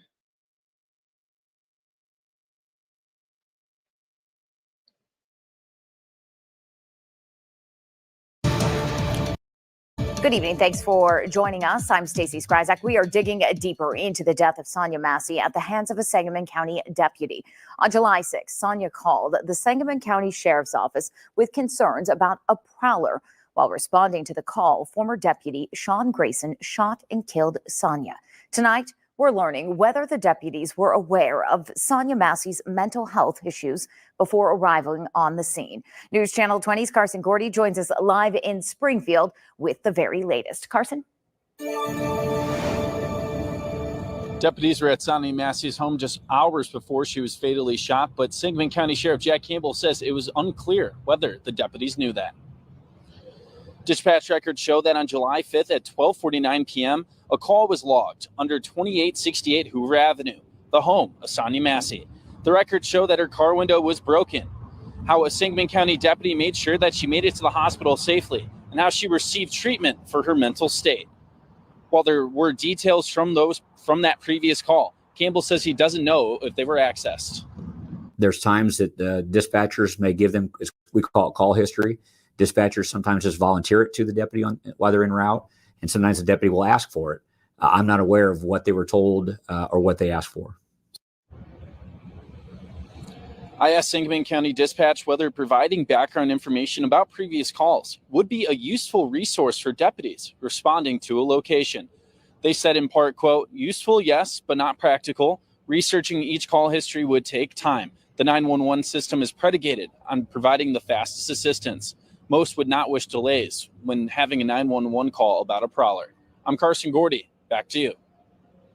All right, thanks for that update, Carson. We have received documents from Sangamon County that cover the investigation. Coming up tonight on News Channel 20 at 10, you can learn more about the investigation into Grayson and the second deputy. Well, area bikers are planning a ride in honor of Sonia Massey this weekend. Bikers will meet up at 1704 East Cook Street in Springfield around 2 p.m. before heading out a half hour later. The ride is set to go past the new memorial to Sonia in the capital city. For more information on the ride, head over to newschannel20.com. Sean Grayson is facing 3 counts of first-degree murder for the death of Sonia Massey. He's also facing charges of aggravated battery with a firearm and official misconduct. He pleaded not guilty to all charges. A judge denied him pre-trial release. He is set to be back in court later this month.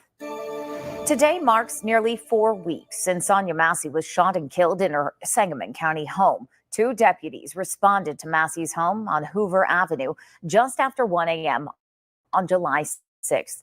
After they entered her home, the situation escalated to then Deputy Sean Grayson firing at Massey and killing her. Grayson has since been charged and fired, but both deputies were placed on administrative leave during the investigation.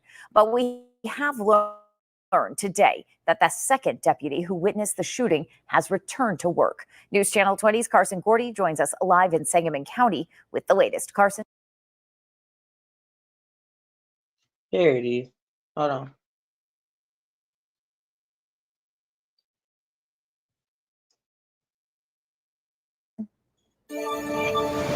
Sangamon County Communication Director Jeff Wilhite confirmed that the unnamed deputy is no longer on paid administrative leave. The deputy has returned to the office, but he's not yet returned to going back out on patrol. However, the deputy is still under internal investigation by the Sangamon County Sheriff's Department for what happened at Sonia Massey's home. This is not a criminal investigation. Body camera footage shows that the deputy never fired a shot and provided medical aid for Massey. Sheriff Jack Campbell says he has not read his office's interview with the deputy after the shooting and has viewed the body cam footage once. He did nothing wrong here, so egregious that he should not be a police officer anymore. But we need to work with him. We need to make sure that mentally, that it's safe for him to work. The Illinois State Police told me they finished their investigation into the deputy's actions on July 6th, and has sent over the case to the Sangamon County State's Attorney's Office. When I reached out to the county, I asked if the state's attorney, John Milhiser, plans to file criminal charges. I was told at this time, no comment. I'm Carson Gordy. Back to you. Thanks, Carson. We did receive documents from Sangamon County that cover the investigation. We're going to take a deeper dive into that investigation into Sean Grayson and the second deputy. That's coming up tonight on News Channel 20 at 10.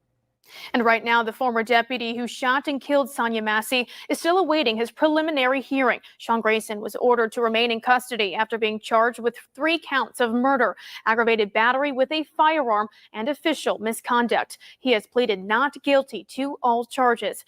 And you can find more coverage on Sonia Massey's death over on our website, newschannel20.com. We'll also have the latest update on air and on our social media pages. Good evening. Thanks for joining us. Today marks nearly 4 weeks since Sonia Massey was shot and killed in her Sangamon County home. 2 deputies responded to Massey's home on Hoover Avenue just after 1 a.m. on July 6th.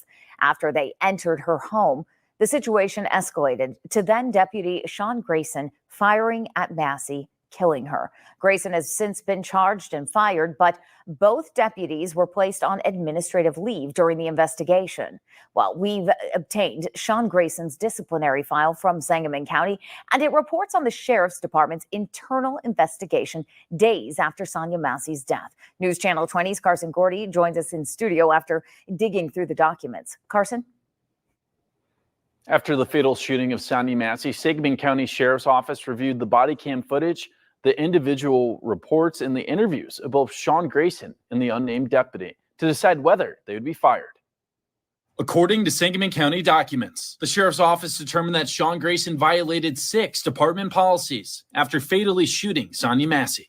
You better not. I swear to God, I'll shoot you right in your face. This includes use of force for using his gun, standard of conduct for his language before and after the shooting, and not providing medical aid, and insubordination for refusing to answer any question during his internal affairs review, even after being ordered by Lieutenant Wes Wooden. The other deputy, whose name has not been released, is still under internal investigation by the Sheriff's Office for policy violation, but it's not involving criminal repercussions. You know, he did nothing wrong here, so egregious that he should not be a police officer anymore. But we need to work with him. We need to make sure that mentally, you know, that it's safe for him to work. The unnamed deputy was interviewed by the sheriffs in July. When asked if he felt threatened by Massey's hot pot of water, he stated in part, "Not necessarily. Once you started walking that way, I walked the other direction." In the video, the deputy is seen drawing his firearm after Grayson drew his, but the deputy did not fire any shots and provided medical assistance to Massey. How's he doing? Not very well. He's devastated.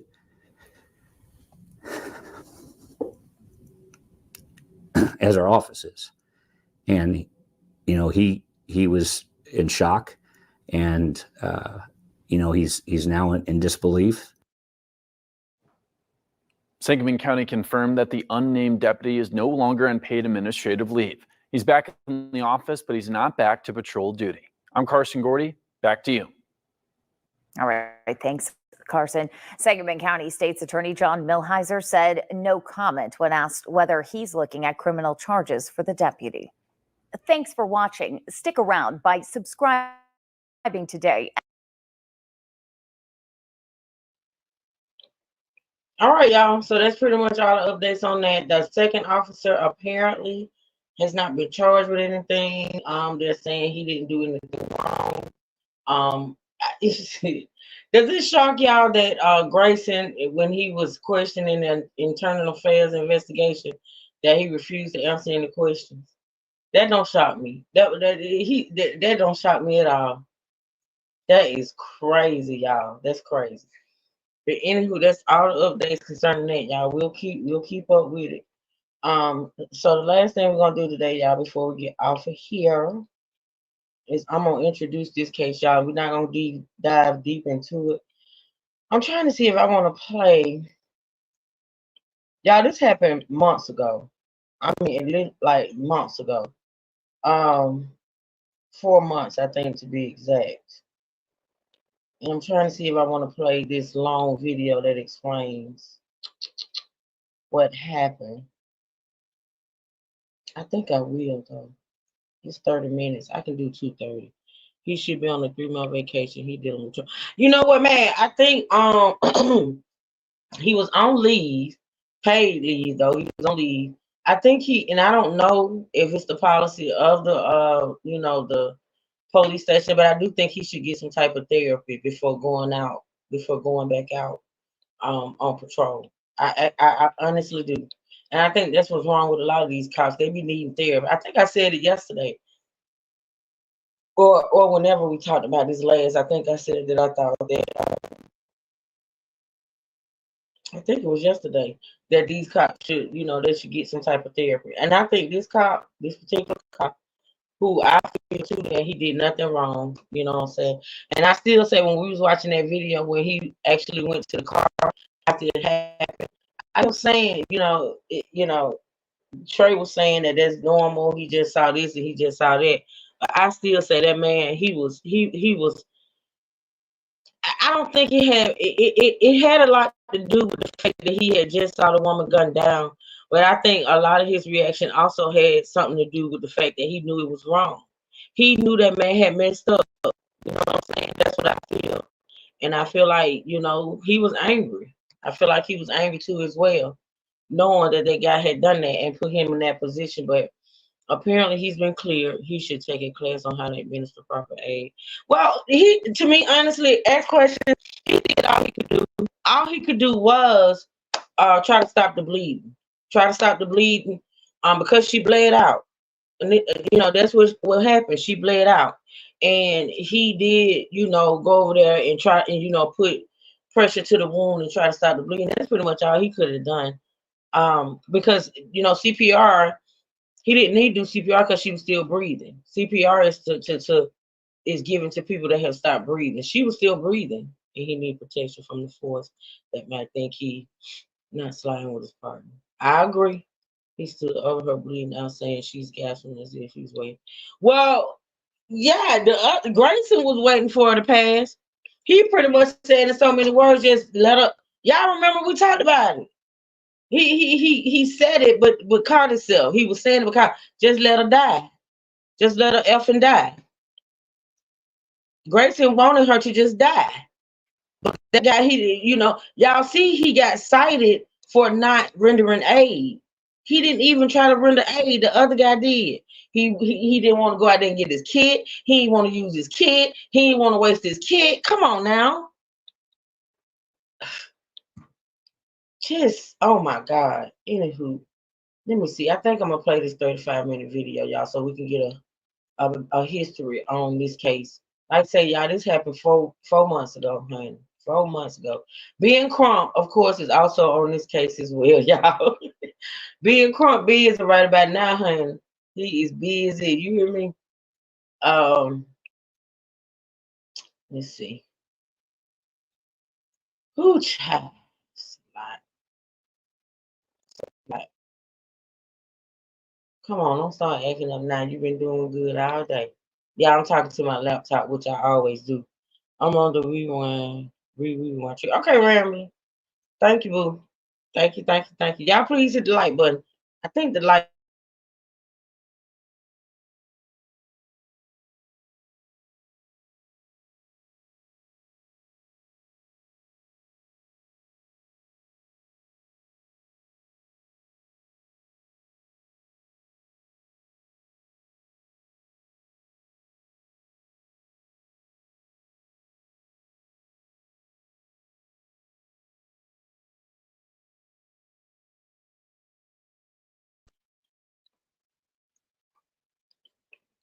I'm pulling it up, y'all.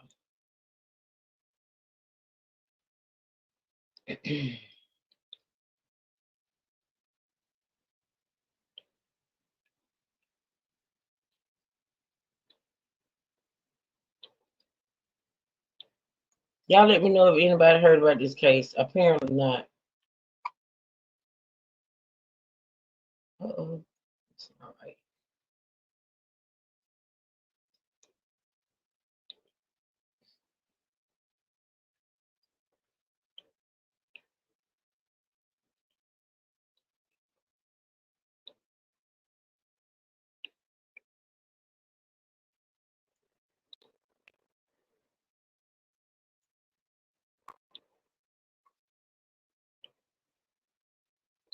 Sorry for the delay, y'all. Power on.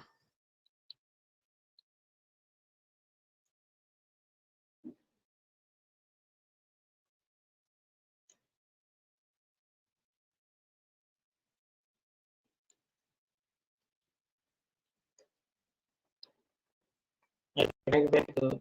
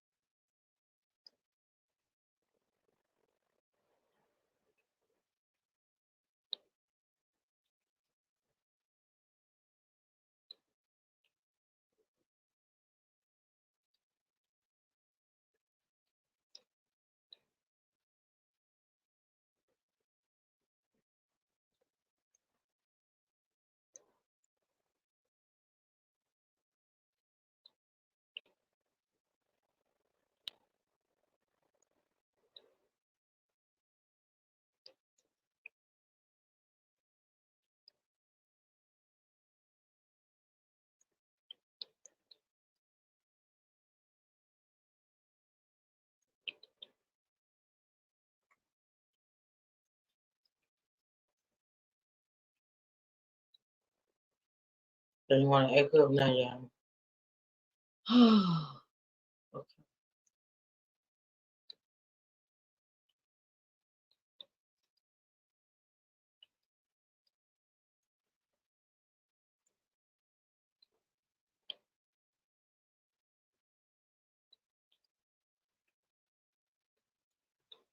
It's coming, I guess. It's buffering.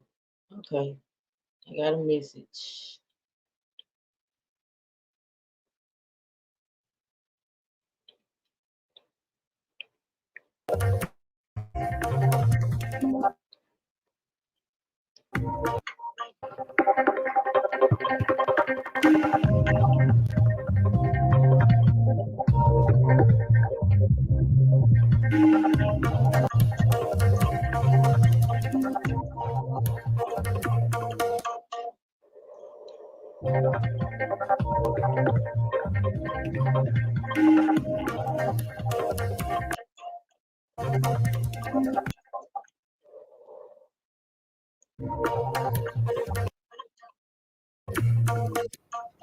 You ready? 3, 2, 1. Good afternoon, ladies and gentlemen. On behalf of the Justice for Veterans and the Melbourne family, we come here today with a press conference to what's been happening. We want to thank you for holding this press conference, Ms. Melbourne. And we know you got to meet tomorrow. You can ask questions.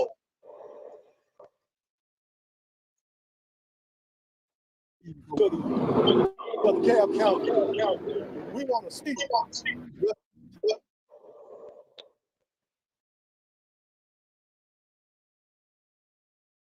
we'll be taking care of it. We don't want to wait 6 months for her family to find out what happened. Yes. We want it done now. Now, a parent shouldn't have to come here and take their child back and bury it. That should not have to happen.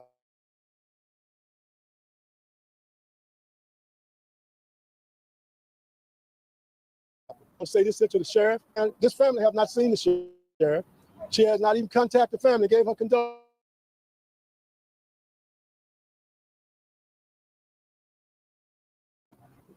Hold on. It's skipping, y'all. Let me start it over. Oh, no. Not start it over back there. Hold on, y'all. For our country.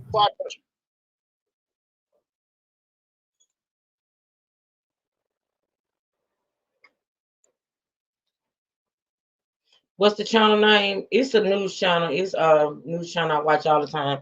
11 Alive. It's 11 Alive. Okay. I watch them all the time.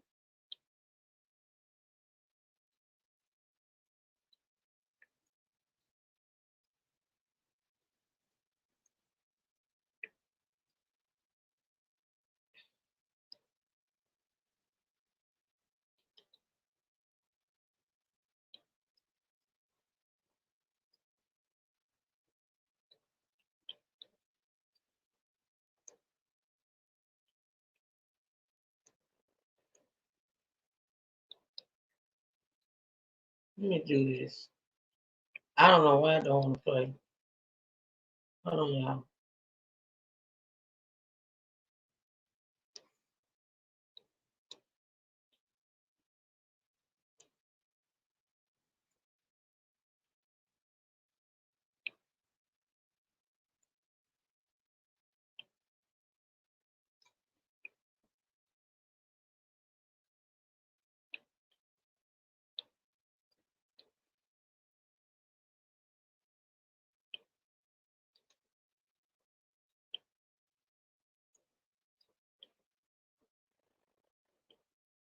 Thank you, ask questions. Thank you.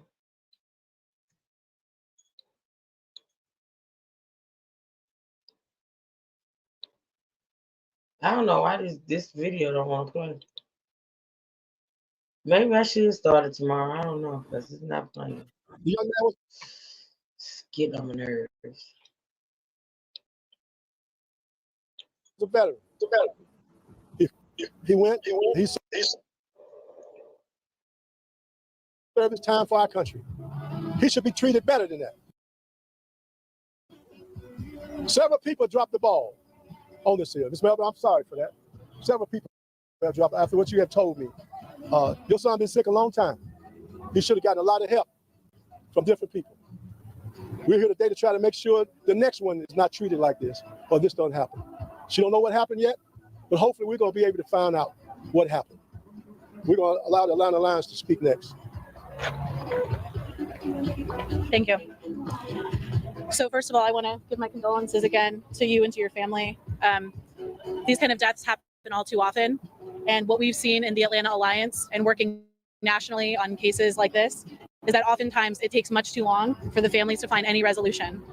We've been told that an autopsy, it's going to take 6 weeks to get results. We've heard that before.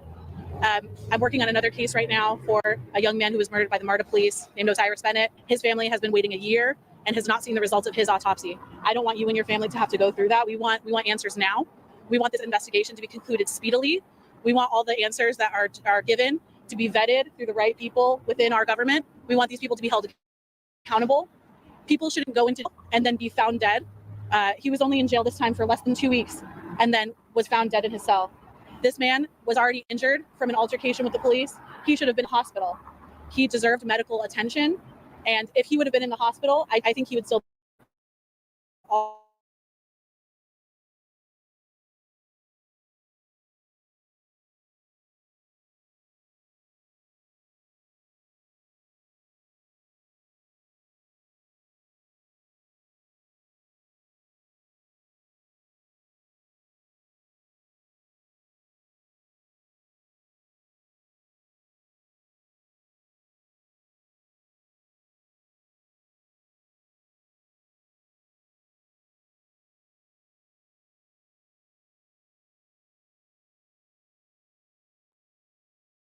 What happened to my son?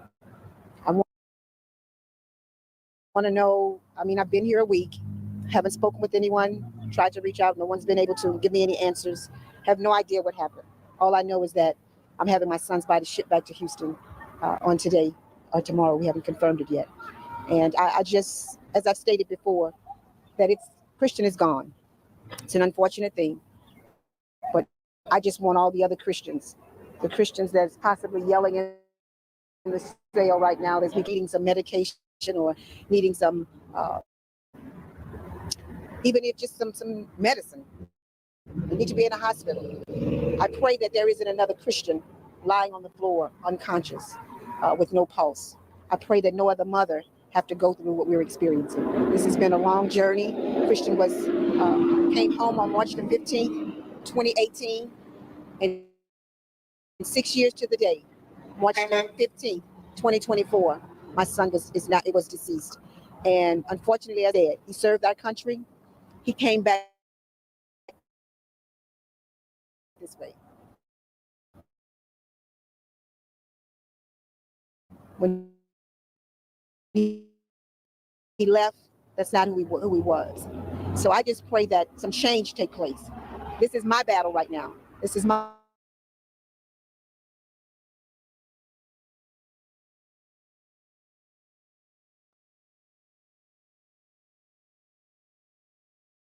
in a family, a friend, someone you've come across, a coworker, a church member, somebody's family member is dealing with mental health. It's not their fault. They're sick.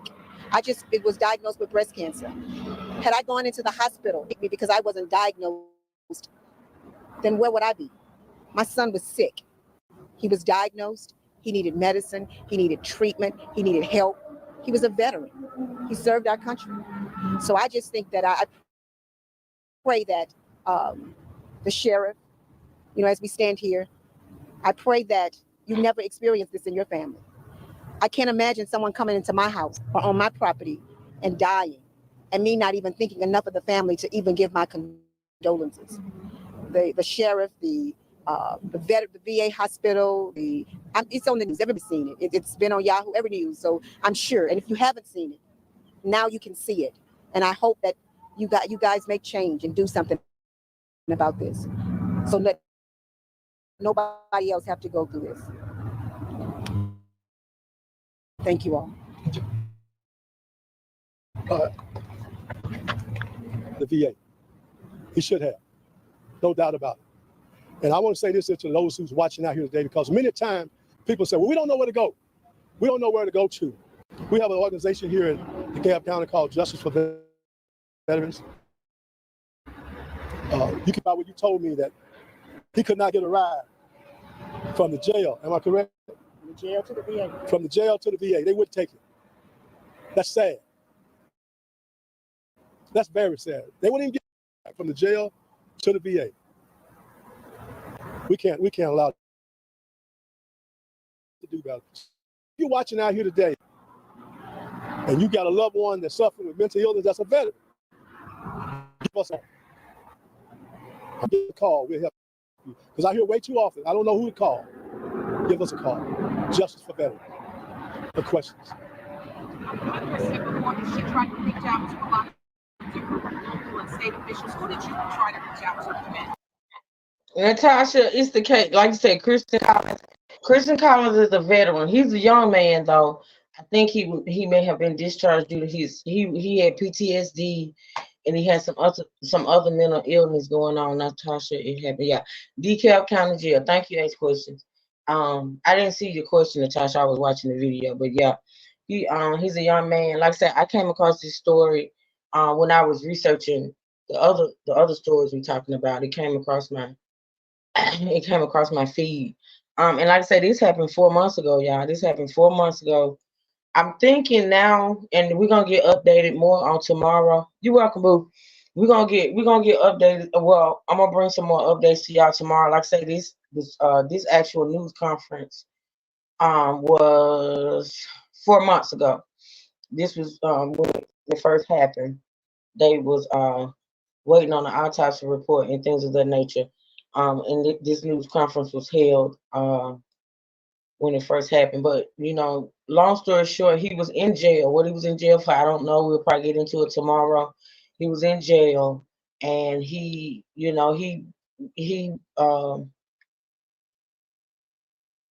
in distress. Whatever he passed from. See, I don't even know what he passed from at this point. But he was in some type of distress. He was ignored basically by the jail, the personnel, Natasha. He was ignored. Like, he was in distress. I think they said he's actually, I don't know, that video I watched said he was actually passed away on the floor for 2 hours, or he was in distress on the floor for 2 hours, something to that nature.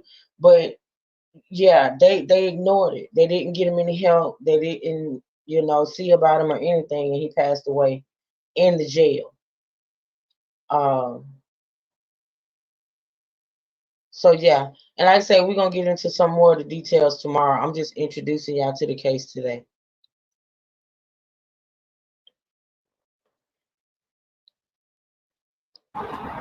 This since, and he started in Houston.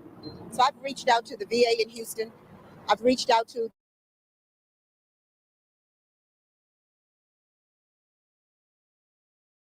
green flag that prevented when he came here to Atlanta. I've reached out to Congressman Warnock's office. I've gone there. I've gone to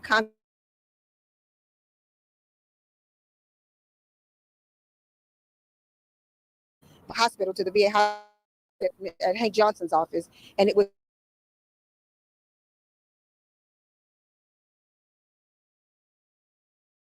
anything from it. Also, I've reached out to, I've come here.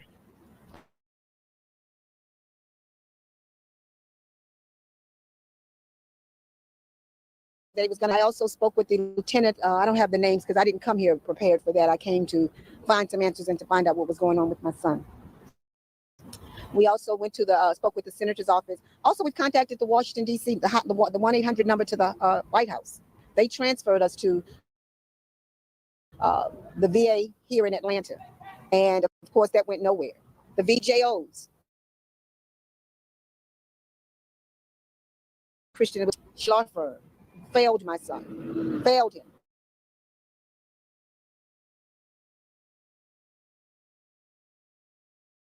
The JA where 1013 would try it 3 times, and every time he ran.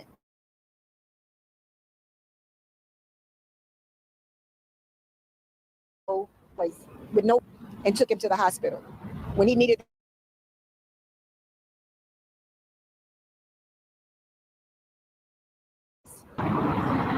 One other thing that you need to know for the listeners, if you come to this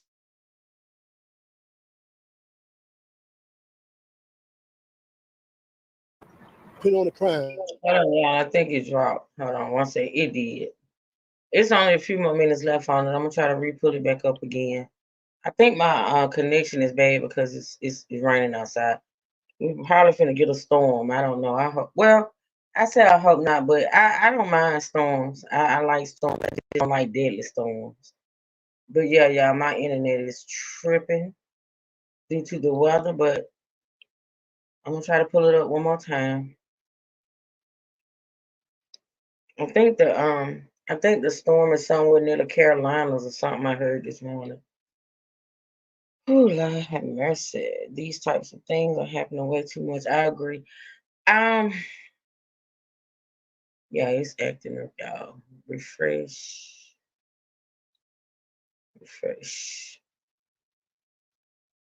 I'm gonna try it again though.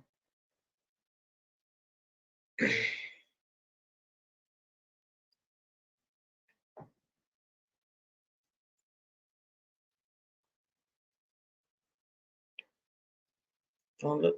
Oh, God, my bars is down like it was full a minute ago. Oh no, I hope it's not heading to Georgia. I don't know. Look at your weather, Natasha, because it's close. It's close. Is it? I said this morning, I think he was saying something about hitting the Carolinas. I don't think he's gonna come back up, y'all. Damn it. Because my bars are never, my bars are always full. They are like, I think I got like 2 bars on my laptop.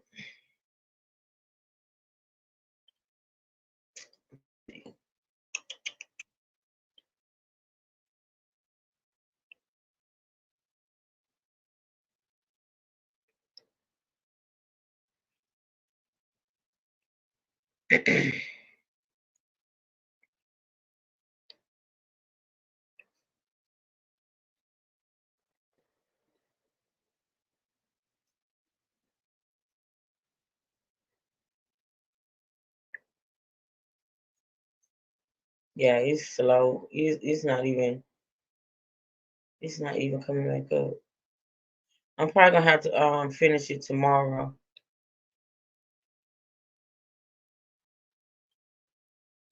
I mean, I can play it and let y'all listen to the audio. Let me do that. Let me let y'all listen to the audio.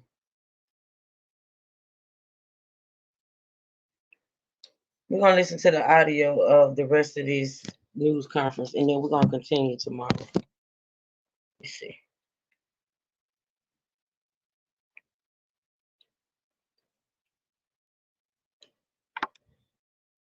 Power on. Bluetooth pairing. Bluetooth connected.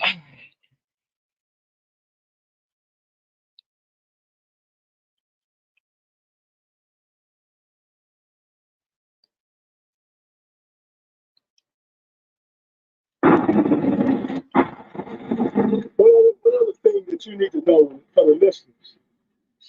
You come to this jail right here, you on a crime. You can ask to go to the Veterans Court, and they'll arrange for you to go to Veterans Court if you're a veteran. Depending on the reason that you're in here. But you can't go to the Veterans Court. Can I interject there? Yeah. There is a Veterans Court, but Christian wasn't eligible for the Veterans Court because the Veteran Court stated that he needed acute care. So they knew he was sick. The judges knew, Veteran Court knew, but it wasn't given to him. They expected me to arrange for someone to pick him up from here and take him to the jail, which I did. And she tried her best. But unfortunately, when he got to the VA, he ran. An officer, according to what she stated, 2 officers stood and watched him and told her that he ran down the hall. And nobody did anything. But had he gotten transported from the jail with the officer, the same officer that perhaps took him to the hospital, or that one that stood at the door when he laid there with no on maximum support, with no organs functioning, but yet they still had a guard standing there, heart not beating on its own. So you believe he died in his jail? He left here with no pulse. With no pulse, that means you're dead.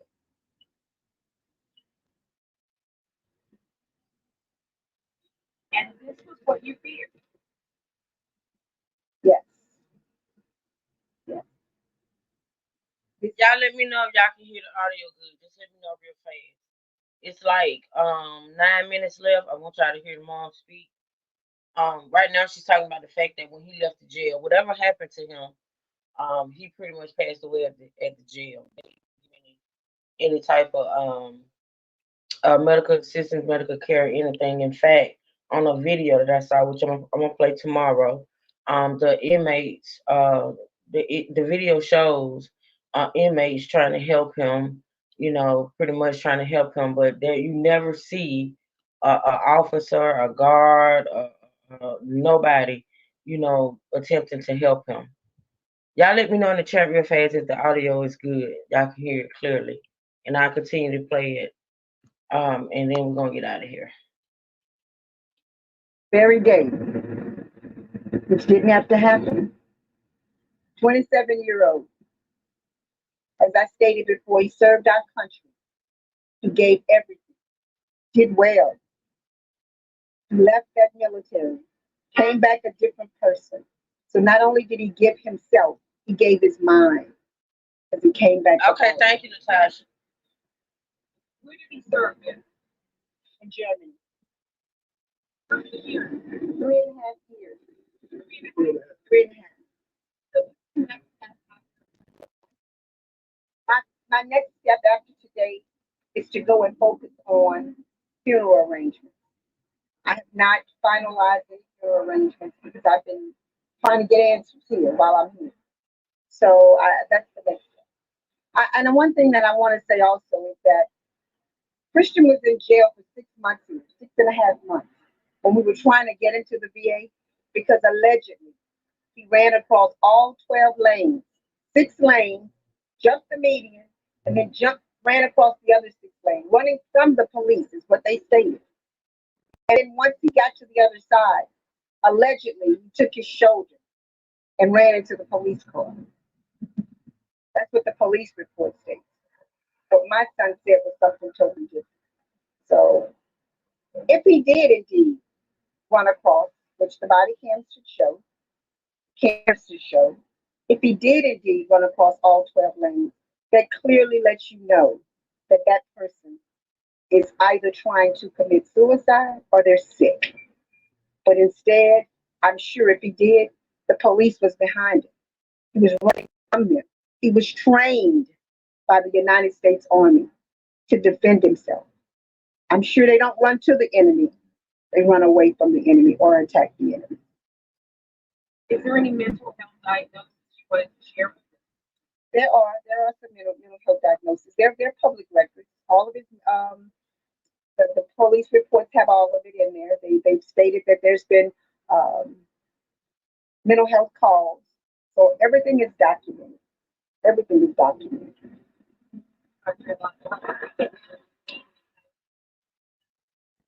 Payment scheme, President of Justice for Veterans. Erica Schneider, ERICASCHNEIDER, and I'm with the Atlanta Alliance. And I did want to also respond quickly to the question you had about what's next. I mean, I think for the family healing and trying to get answers and doing funeral arrangements. And, she unfortunately has to go back home, go back to Texas, but they have a community here in Atlanta, family, of friends, and of this gentleman and of me and our organization who will continue to offer support and to chase down answers here as best we can. So will I. My name is Jonah Milburn. Jonah, Jonia, last name Milburn, MILBURN. Thank you. Is that it? All the questions? Thank you very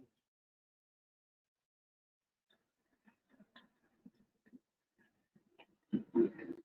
All right, y'all. That's it.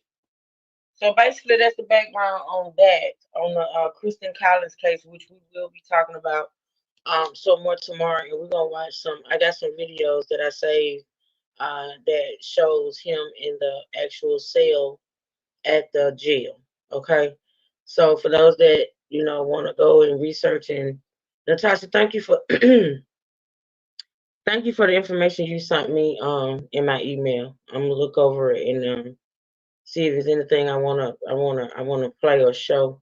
But I appreciate it. So if y'all come across anything as far as this, like I say, I see that nobody had heard about this, nobody. And like I say, y'all, this happened 4 months ago. That press conference was 4 months ago. And so I'm going to research everything that's happened since then, all the updates. Thank you, Natasha Boo. I appreciate you. I'm gonna get all the updates and we're gonna talk more about it tomorrow. Okay. With that being said, thank y'all for spending your afternoon with me. Well, early morning into the afternoon with me on this channel. Thank y'all for supporting the channel. I appreciate it. I do. I pray that y'all have a best beautiful day. I will be back. I don't think I scheduled it though, but I will when I get off here. I think I'll be on the T channel between 4 and 5. All right. Thank you, Natasha. Thank you, Ask Questions. And so, yeah, until tomorrow, y'all, on this channel, I'll be back tomorrow. I've been trying to come by at least 10 o'clock a.m. On this channel. So, I'll see y'all later today, and then I'll see y'all here again tomorrow at 10 o'clock a.m. where we'll talk more about this case. All right. With that being said, y'all have a blessed, beautiful day. Enjoy your day. Be safe. I love y'all. I appreciate the support on this channel. And until next time, all right, true siblings and state gang, stand up, and we out. Y'all have a good day. I'll see y'all later.